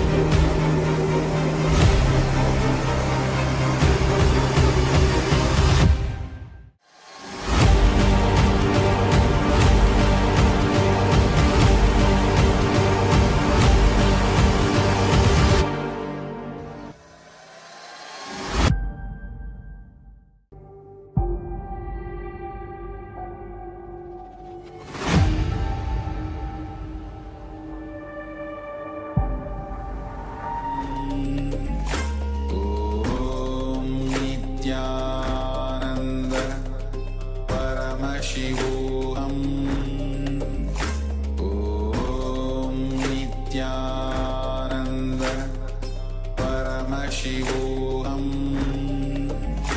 ॐ नित्यानन्द परमशिवोऽहम् ॐ नित्यानन्द परमशिवोऽहम् ॐ Nithyananda, we welcome back all the participants after this wonderful 308 asanas, yoga asanas from the Ditya Vinyasa Krama. So now we'll be starting our day with a round of power manifestation. So we also apologize and complete for the delay, and now request all the participants to switch on your cameras and get ready for this round of power manifestation. So we have Ma Siavu, Ma Janin, Ma Maha, Ma Ananda Agora Rupini. So let us all get ready for a round of power manifestation. We'll be starting with manifesting the powers of the third eye. So we'll be projecting a certain image, and we request all the participants to put a blindfold on your eyes. And once we project the image, to look through your third eye at the image, and finally share what was revealed, and then we'll be verifying. So we have done, we see that some of the participants have already started getting ready. Ma Siavu is putting on the blindfolds. Similarly, requesting all the participants to quickly put on your blindfolds. Let's start the day with a wonderful and powerful round of manifesting the powers of Paramashiva. So we'll be giving you a few minutes. Quickly put on your blindfolds, and if you are not having a cloth or a eye band, please close your eyes and be ready. So we have Ma Siavu is ready. Similarly, requesting Ma Maha, Ma Janin to get ready. Yes. I request all the participants to close your eyes.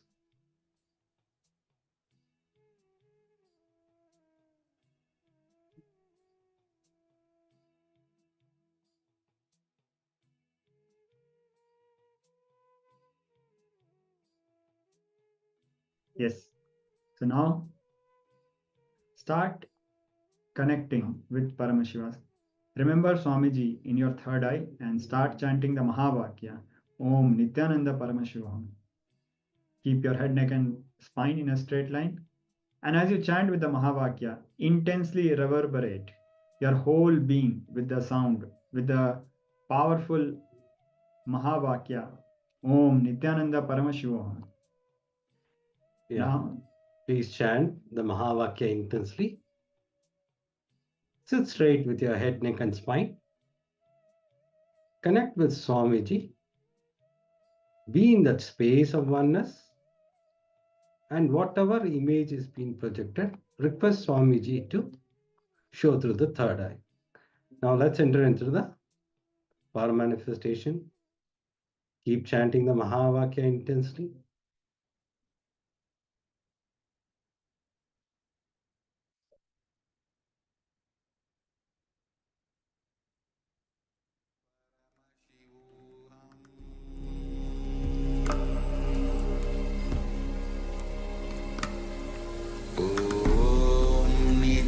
Nityanand परमशिवोऽहम्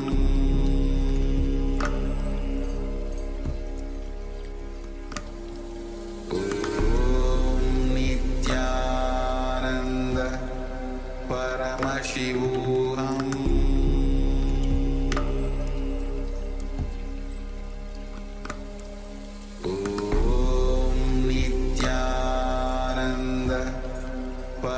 Paramashivoham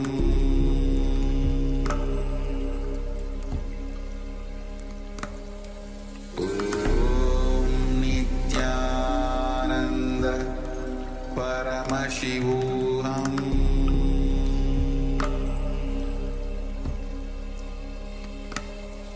Om Nithyananda Paramashivoham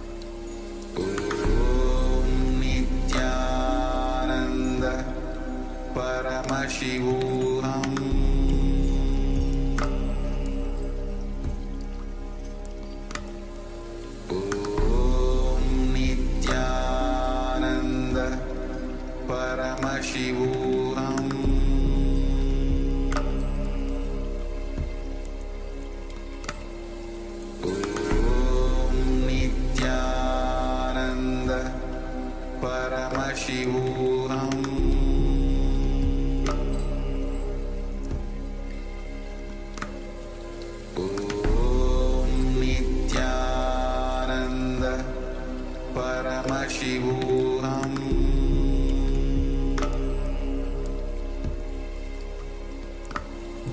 Om Nithyananda Paramashivoham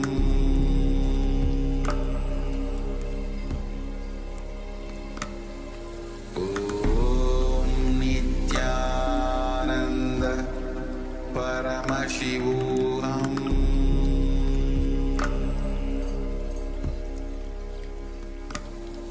Om Nithyananda Paramashivoham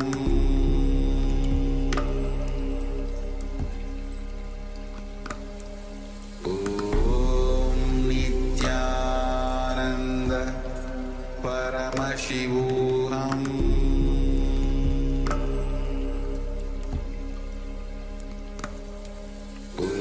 Om Nithyananda Paramashivoham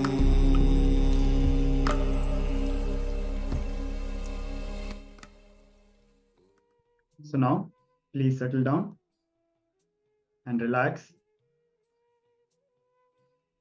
So after this long round of power manifestation, we'll be moving ahead with the verification. So please share elaborately what was revealed through the third eye. For some, it might have occurred as a visualization. For some, it might come as a sound, as a verbalization, or you might just have a feeling that this is what it is. See, for example, during one of the rounds of power manifestations, one of the participants said that they felt hearing drops of water, like how it drips from the kitchen sink. But that is not what the final answer was. They just spontaneously told it is rain, and that is the correct answer. The word rain was written. It wasn't a picture of rain, but the word rain was written on the paper. So whereas it was just simple text written in a paper, what they saw was a very different visualization. They actually heard the sound of water dripping, but the correct answer they were able to express. So the third eye will be revealing to us what we need to see in various ways. So do not judge yourself. Whatever is revealed, do not judge yourself. Do not judge whatever is revealed. Just share it elaborately as it is. So please open your eyes and settle down and start sharing the answers.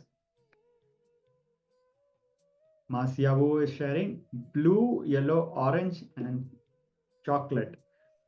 Thank you for sharing, Ma. Requesting all participants to add. Yeah, please, whatever Swamiji revealed through the third eye, you can put it in the chat. I request all the participants, whatever Swamiji revealed through the third eye, you can put it in the chat so that we can help you in the power manifestation.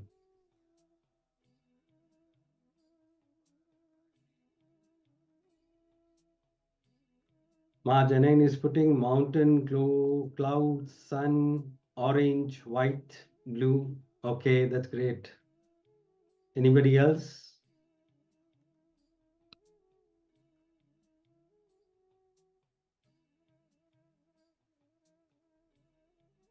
Yes. Now we are going to project the image.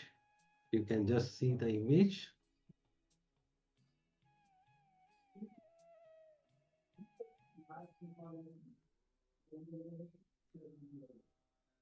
So let's look at the answers, what everybody has to share and what was actually projected. So yes, we do have all the colors that are mentioned. We do have the blue color holding, that small notice board is there in blue color. The lights hanging are in blue color. The white colored cloths are there. Yellow flowers are there. And the temple pillars are of course made from granite, black granite, which is indeed taken from the mountain. So it gives the look of the mountain. Actually, this temple is in front of the mountain. It's called Arunachala mountain. This is from the Arunachala temple image. So actually it is Arunachala mountain. Yes, the sacred Arunachala. It's abode of Paramashiva and hometown of Swamiji, of course.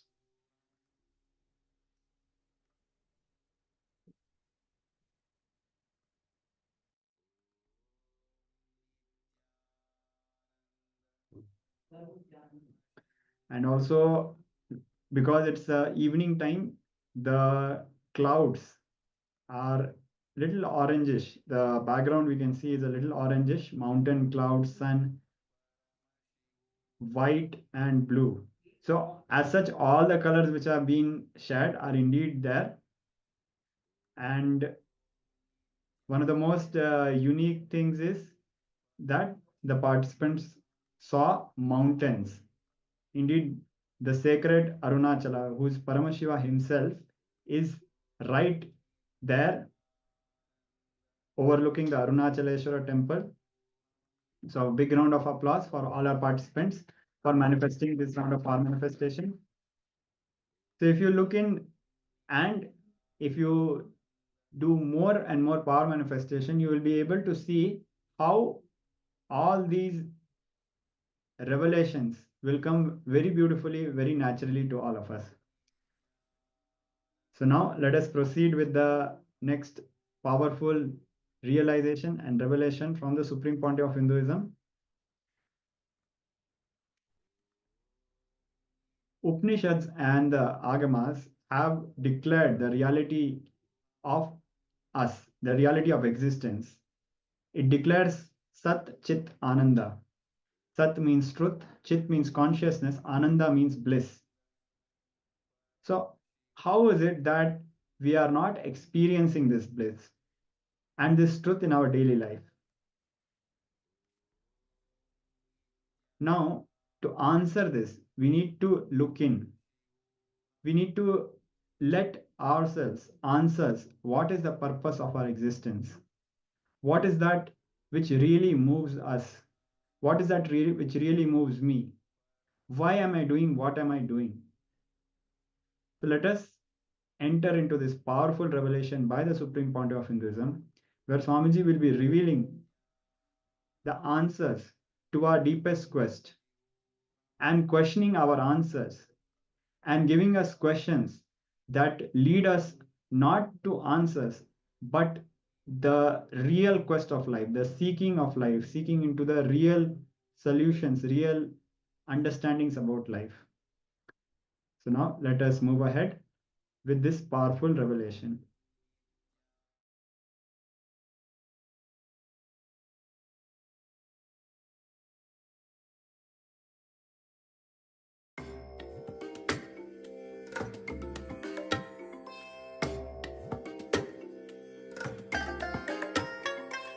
I bless you all. Let you all open all your three eyes and manifest the powers of Mahasadashiva. Om Nithyananda Paramashivoham. In today's rapidly evolving world, the exploration of space and our understanding of the universe are more crucial than ever. While it may seem distant, the study of dark matter and dark energy has profound implications for our technological advancement, economic growth, and international collaboration. For example, a pivotal study published in 2018 by the Planck Collaboration, a group of scientists working with data from the European Space Agency's Planck satellite, has significantly advanced our understanding of the universe's composition. This study provided the most precise estimates yet of the proportions of dark matter and dark energy, indicating that dark matter makes up about 27% and dark energy about 68% of the universe. Research like this drives innovation. As we push the boundaries of what we know about the universe, we develop new technologies along the way, many of which have significant applications here on Earth. From advanced computing techniques to better imaging technologies, the ripple effect of these scientific endeavors can spur progress across multiple industries. Furthermore, the scientific pursuit of understanding the universe's fundamental components encourages collaboration across nations and cultures. The global challenges we face, climate change, resource management, and healthcare, require the same collaborative spirit that drives cosmological research. By prioritizing these efforts, decision makers can foster a culture of cooperation that transcends borders. Investment in space exploration and cosmology also has significant economic benefits. The commercialization of technology developed for space exploration leads to new industries and job creation, stimulating economies worldwide. Nations that lead in these fields are often at the forefront of technological and scientific leadership. The South Pole Telescope exemplifies these ideals. Positioned at a strategic vantage point, it is unlocking secrets of the universe that have puzzled scientists for generations, providing data crucial not just for theoretical understanding, but for guiding future exploration and technological development.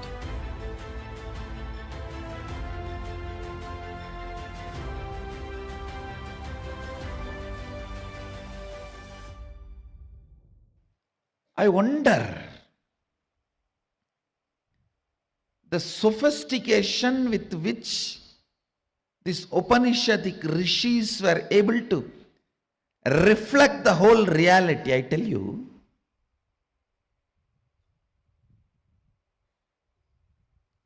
the detail with which they describe the stars and the planets in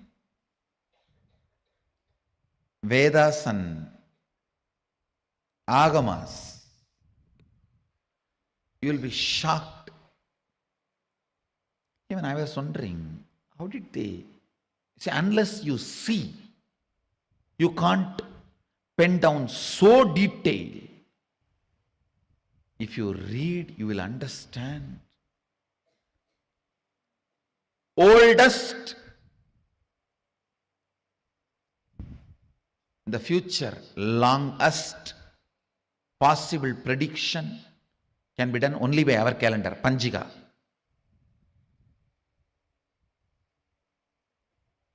Science is so perfect. I used to wonder, what was the telescopes they used? What was the satellites they used? How did they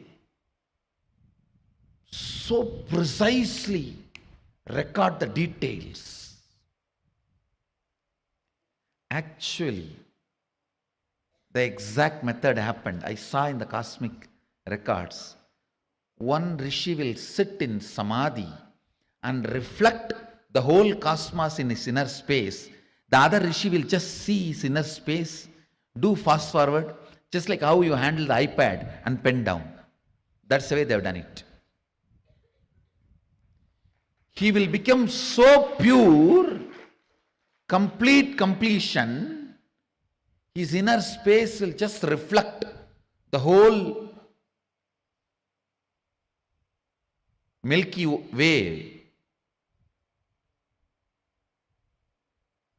the whole cosmos.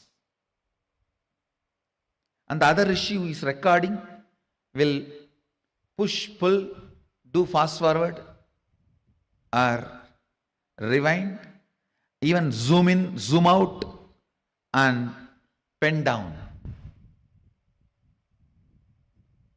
I commit with you guys, I'll make my balasans to do this. I'll give them this power. It's possible. It's possible. Just they need to evolve more into the space of completion and responsibility. It is possible. That is the way they recorded. Understand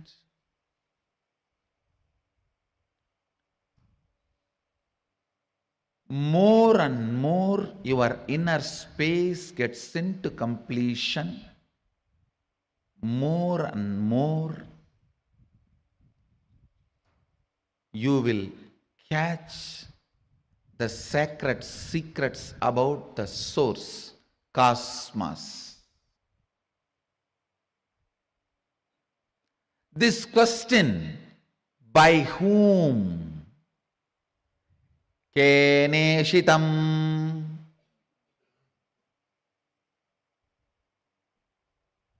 The Kena Upanishad, the essence of Kena Upanishad,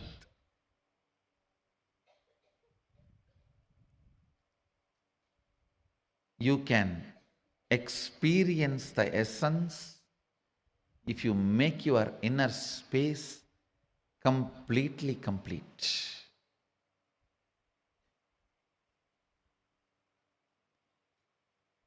If you are ready with the completion, I can just show the exact reflection of Keneshitam.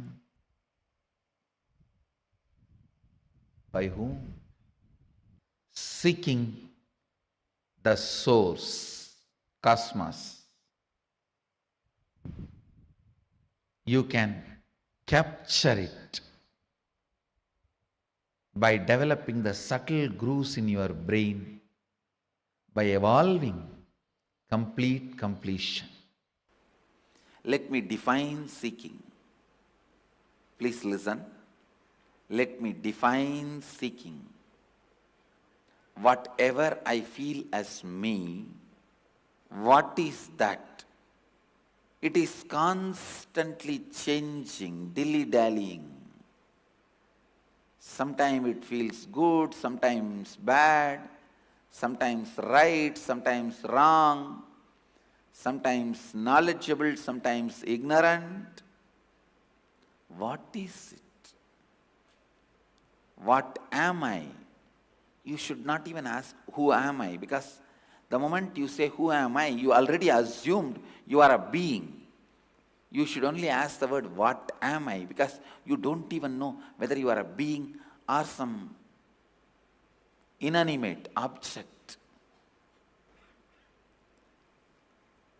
Constantly keep your seeking alive. What am I?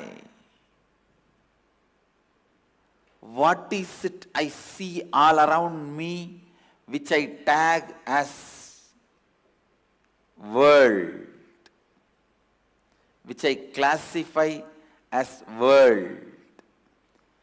Please try to see the profile of the world, what it is, who made it. Ramakrishna says again and again, once in a while you should withdraw from your office, house, everything. Sit back and look. I tell you, not once in a while, every night you have to withdraw, sit back and look at your whole life. What are you? What am I? What am I looking for? What I am looking for, where I am looking for that. What I am looking for and where I am looking for that, from whom I am looking for. Am I going to get it?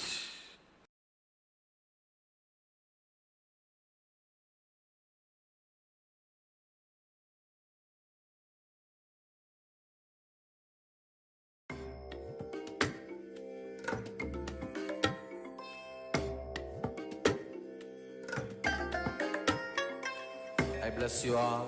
Let you all open all your three eyes and manifest the powers of Mahasadashiva. Om Nithyananda Paramashivoham. Om Nithyananda Paramashivoham.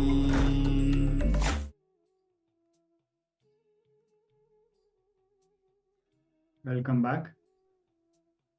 So now, with this powerful context about understanding that we need to look in and ask ourselves the fundamental question, not just who am I, but what am I? From whom am I? What is my source? And seeking into the fundamental truths of life. Because even if we ask the question, who am I? We are approaching with a fundamental assumption that we are a being. But we need to understand that there is something more to it. We are not just this body or the thoughts that come in this body or the mind. We are something more, and it is evident by the various power manifestations which happen. Because if we are able to see without the physical two eyes, it means we have something more than just the two physical eyes. And that component of us can see all around in all directions and in distance. So how can that be possible? That means surely we are something more than this physical body. And if we are something more than just this physical body, what happens to that when the body perishes? Does that continue to live? So these are not answers to our questions, but these are deep seeking to the truth, deep looking into the reality with pure questioning. So now, with this space of pure questioning and seeking, we'll be moving ahead with the next powerful revelation by the Supreme Pontiff of Hinduism on creating your destiny. So now let us come to the space of listening and move ahead as Swamiji reveals us the truths about how to create our destiny and how we can make our destiny.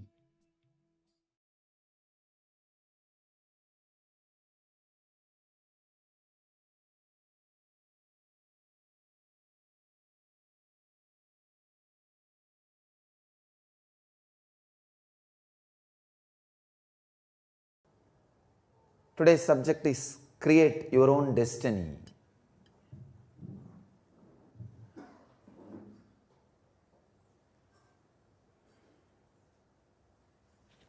Let's understand what is destiny.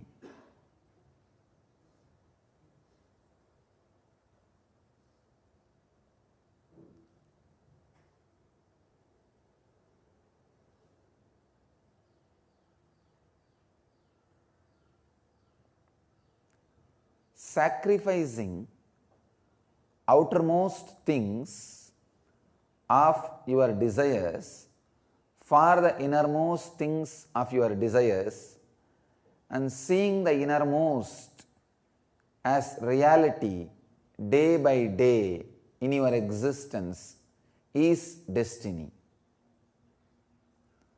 Understand, till you realize you are the destiny, you are bound to think destiny as destination. Giving up the deeper desires for the sake of superficial desires is distraction. Giving up the superficial desires for the deeper desires is creating your own destiny. All you need is a simple intelligence. Understand? When I say superficial desire, deeper desire, I do not mean outer world, inner world. No. There is no such thing as outer world, inner world. For somebody, the success in the outer world may be the deepest desire. Then working on the inner world and transforming your consciousness. Then work in the line which you feel as the deepest desire. Whatever you think as deepest desire is closest to your heart. Ramakrishna says a beautiful story. As long as the crow is holding the fish and trying to fly, vultures will chase him. The moment crow drops the fish, vultures will let the crow be alone. Same way, as long as I am having that garland, the bees are not interested in letting me in peace, letting me be alone. Now I gave their food, they let me be alone. I can say that my deepest desire is sharing myself with you all. The superficial desire is, it is not even a desire, somebody else's desire to garland me. So I have to sacrifice the superficial desire for the deepest desire. That is destiny.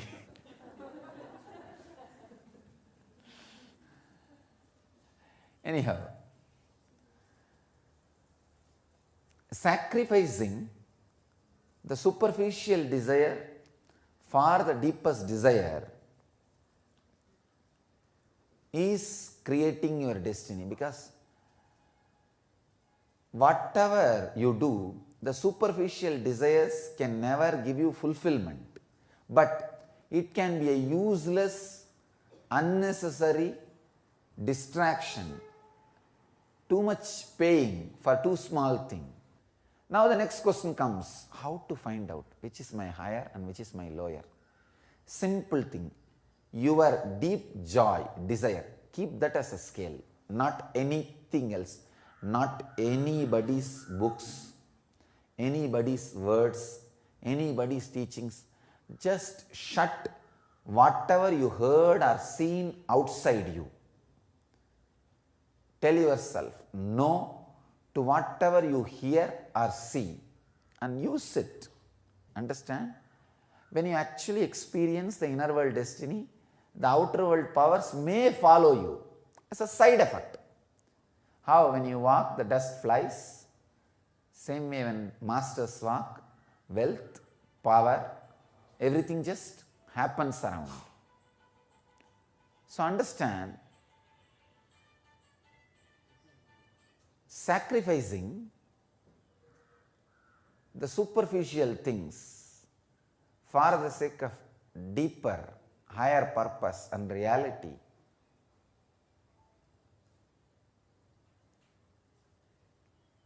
and realizing destiny is not destination. As long as you think destiny is destination, still there is a conflict inside.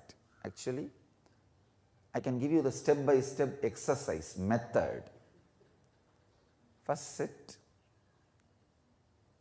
These are all the techniques which needs nitya, means internalizing. There are some techniques, internalizing is the first thing you need to do. There are some technique, direct practicing is the first thing you need to do. There are some technique, just remembering, just understanding, that's all you need to do, nothing else. So nityam dhyanam anandam. The techniques which you need to do, internalizing is nityam. Techniques which you need to do, meditating, practicing is dhyanam. Techniques you need to do, just understanding is anandam. But all three lead to all three. Even if you take up one intensely, it leads to all other two.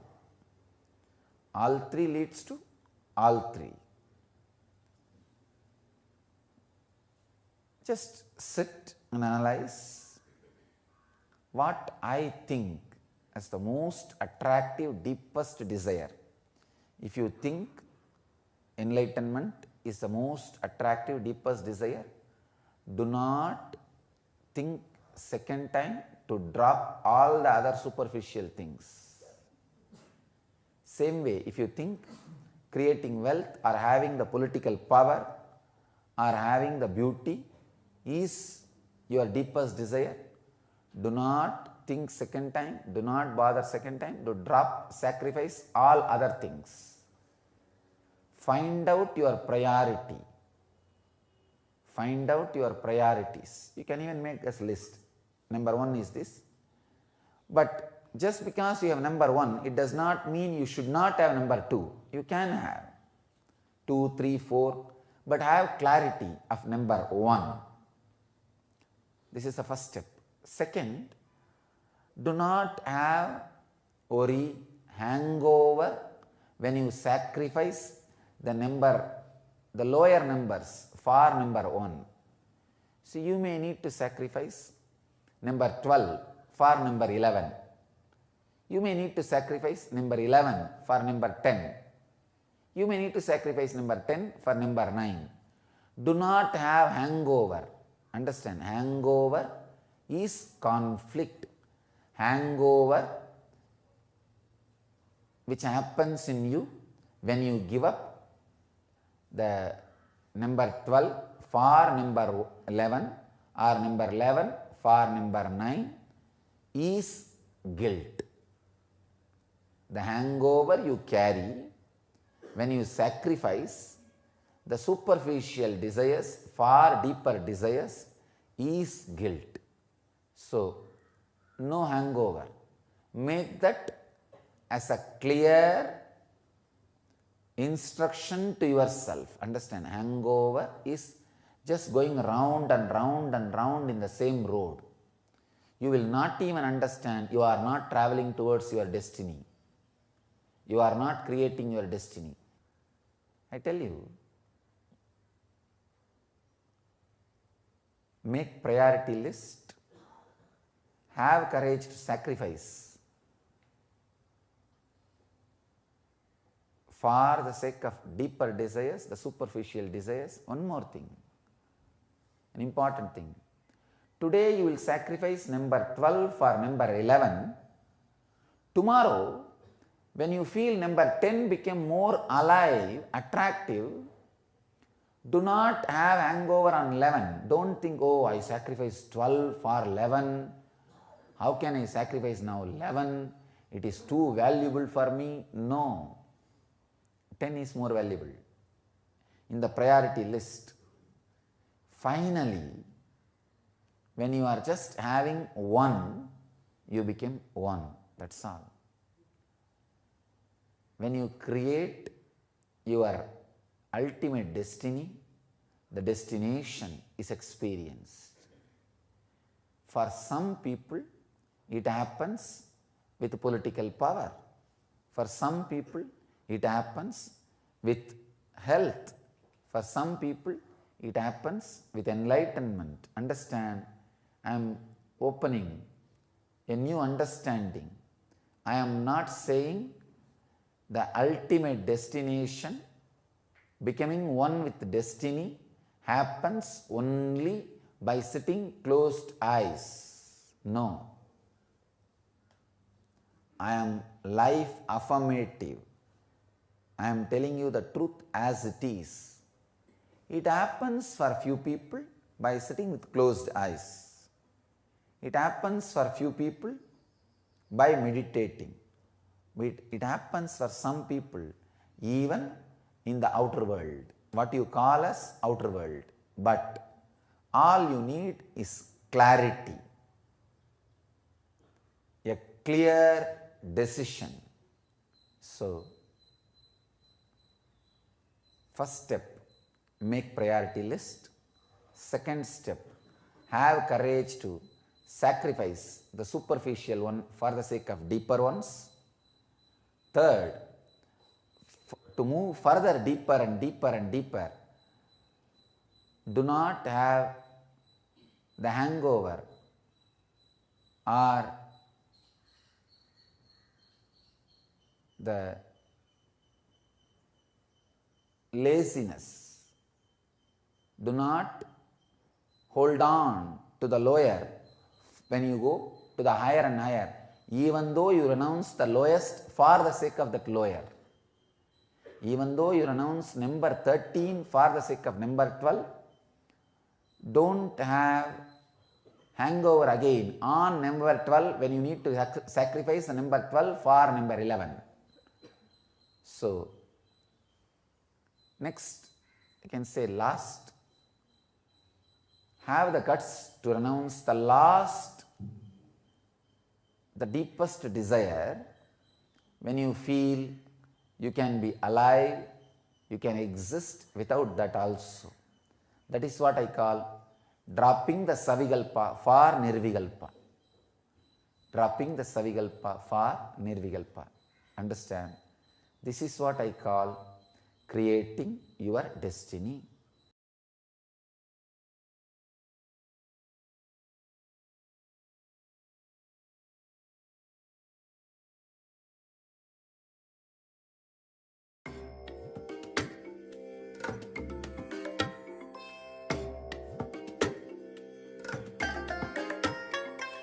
I bless you all. Let you all open all your 3 eyes and manifest the powers of Mahasadashiva. Om Nithyananda Paramashivoham. Om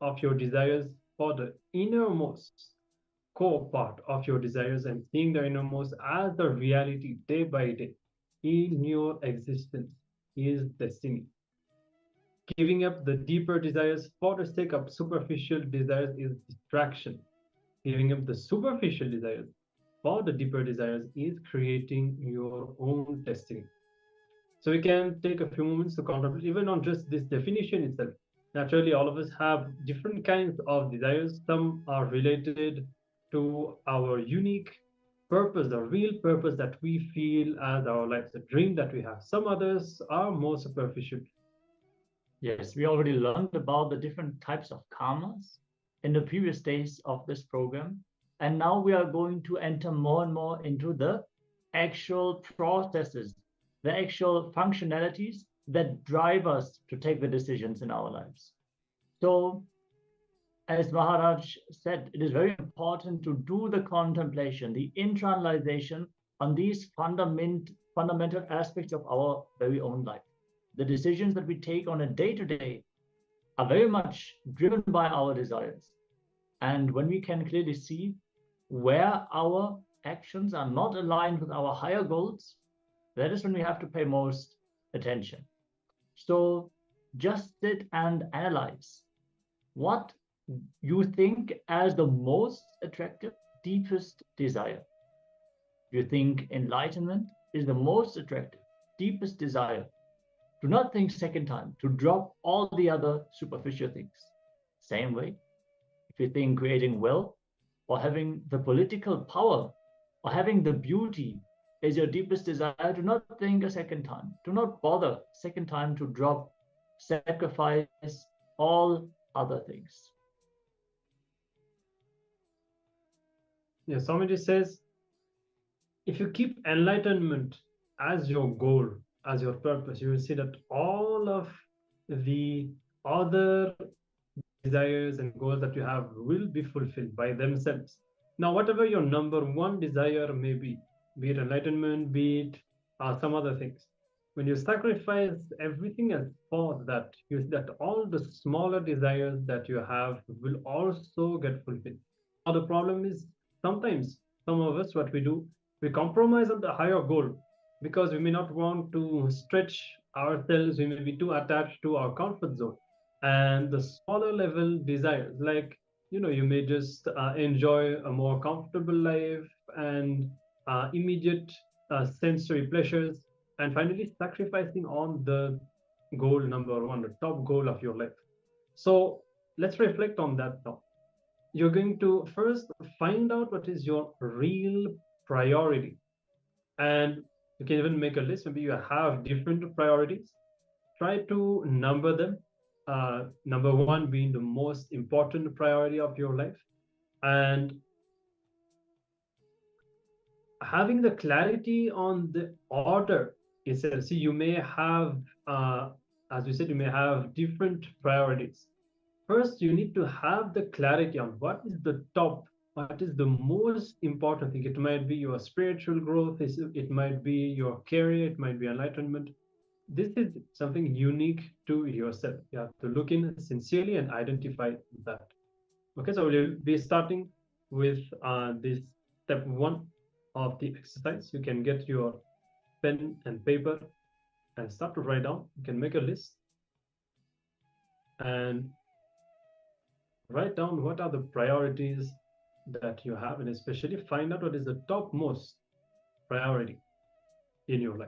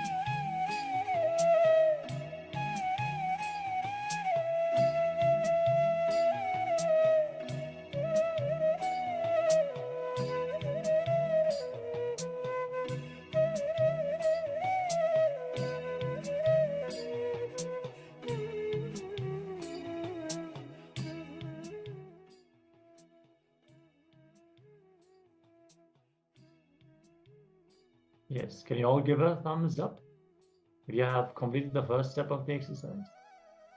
We are getting ready to enter into the next step of this internalization exercise.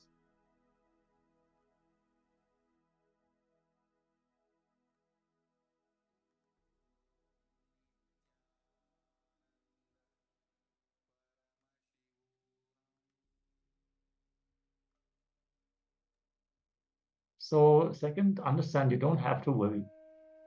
Hangover. When you sacrifice the lower numbers for number 1. See, you may need to sacrifice number 12 for number 11. You may need to sacrifice number 11 for number 10. You may need to sacrifice even number 10 for number 11. Do not have a hangover. Do not worry about the desires that you are going to discard for the higher goal. If you really contemplate on it, it is the higher goal for which you have come. So whatever cravings and desires you picked up on the way, be ready to discard them. It will bring so much of strength of character, so much of will, so much of intensity to you. And to move further, deeper and deeper, do not have neither the hangover or the laziness, and essentially do not hold on to the lower desires in order to fulfill the higher ones. And have the guts to renounce the deepest desires. When you feel you can be alive, you can exist without that also. It's really all about renunciation, not having attachment, being ready to do tyaga, always keeping the right priorities within our desires. So you can take a few more minutes to just reflect on this. Hopefully you have identified what is the top priority of your life, be it enlightenment or any other thing. Now, for that priority, what all you may need to sacrifice. Contemplate on that, reflect on that, and come to conclusion, come to clarity about this.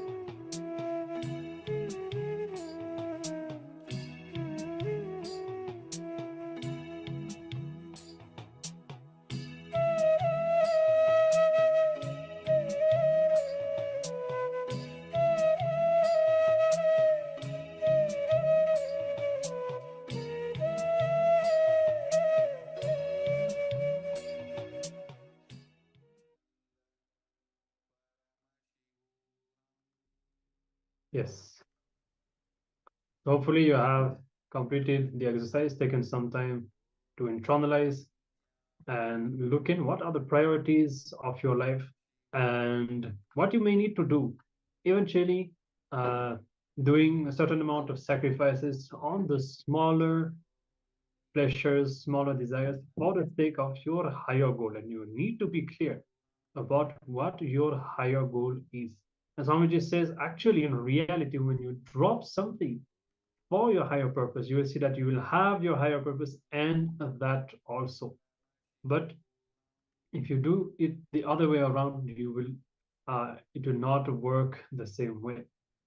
So with this understanding in mind, we'll be moving into the power manifestation. We have just now learned how to manifest our destiny. Your higher goal is nothing but your own destiny. And now the power manifestation is going to be the power of quantum memory. And some of you surely would have already manifested this power. We will be showing you the page of a book for just a few seconds. And you may not have time to read. You will just kind of take a snapshot of it with your brain will capture the image. But you will not be using your logic. Once you remove the image, you will not remember anything that is on it. But through the power manifestation, you will be downloading the information that is contained within the page. This is the power of quantum memory. So invite the participants to first come to a space of power manifestation, a space of oneness. Ms. Swamiji, sit with your head, neck, and spine in a straight line. Take a few moments to unclutch and center yourself. Bring your awareness to the third eye and chant the Mahavakya.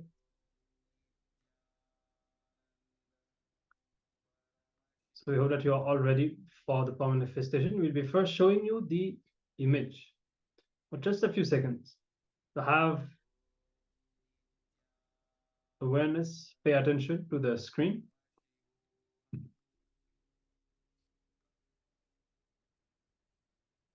You can now see the image, the page, and yes, the image is removed. So now through the power manifestation, through the third eye, you will be manifesting the power of quantum memory and revealing everything that was written, that is written on that page. So be in a space of oneness with Swamiji, chant the Mahavakya intensely, and any understanding that comes to your mind, do not judge it, do not think that it may be connected to something else, it can be a wrong, a right. Drop all of that. Just acknowledge anything that happens inside you as a manifestation of Paramashiva, a manifestation of the power of quantum memory.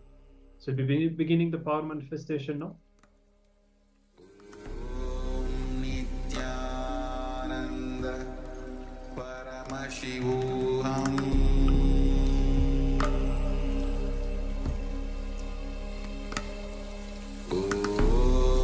Nithyananda Paramashivoham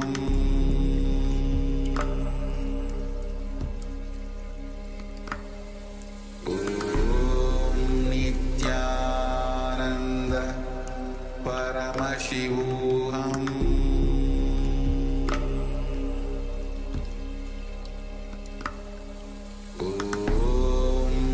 Nithyananda Paramashivoham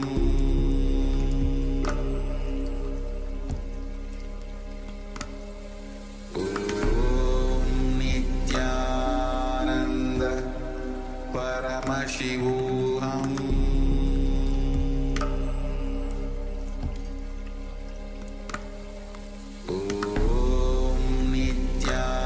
Nithyananda Paramashivoham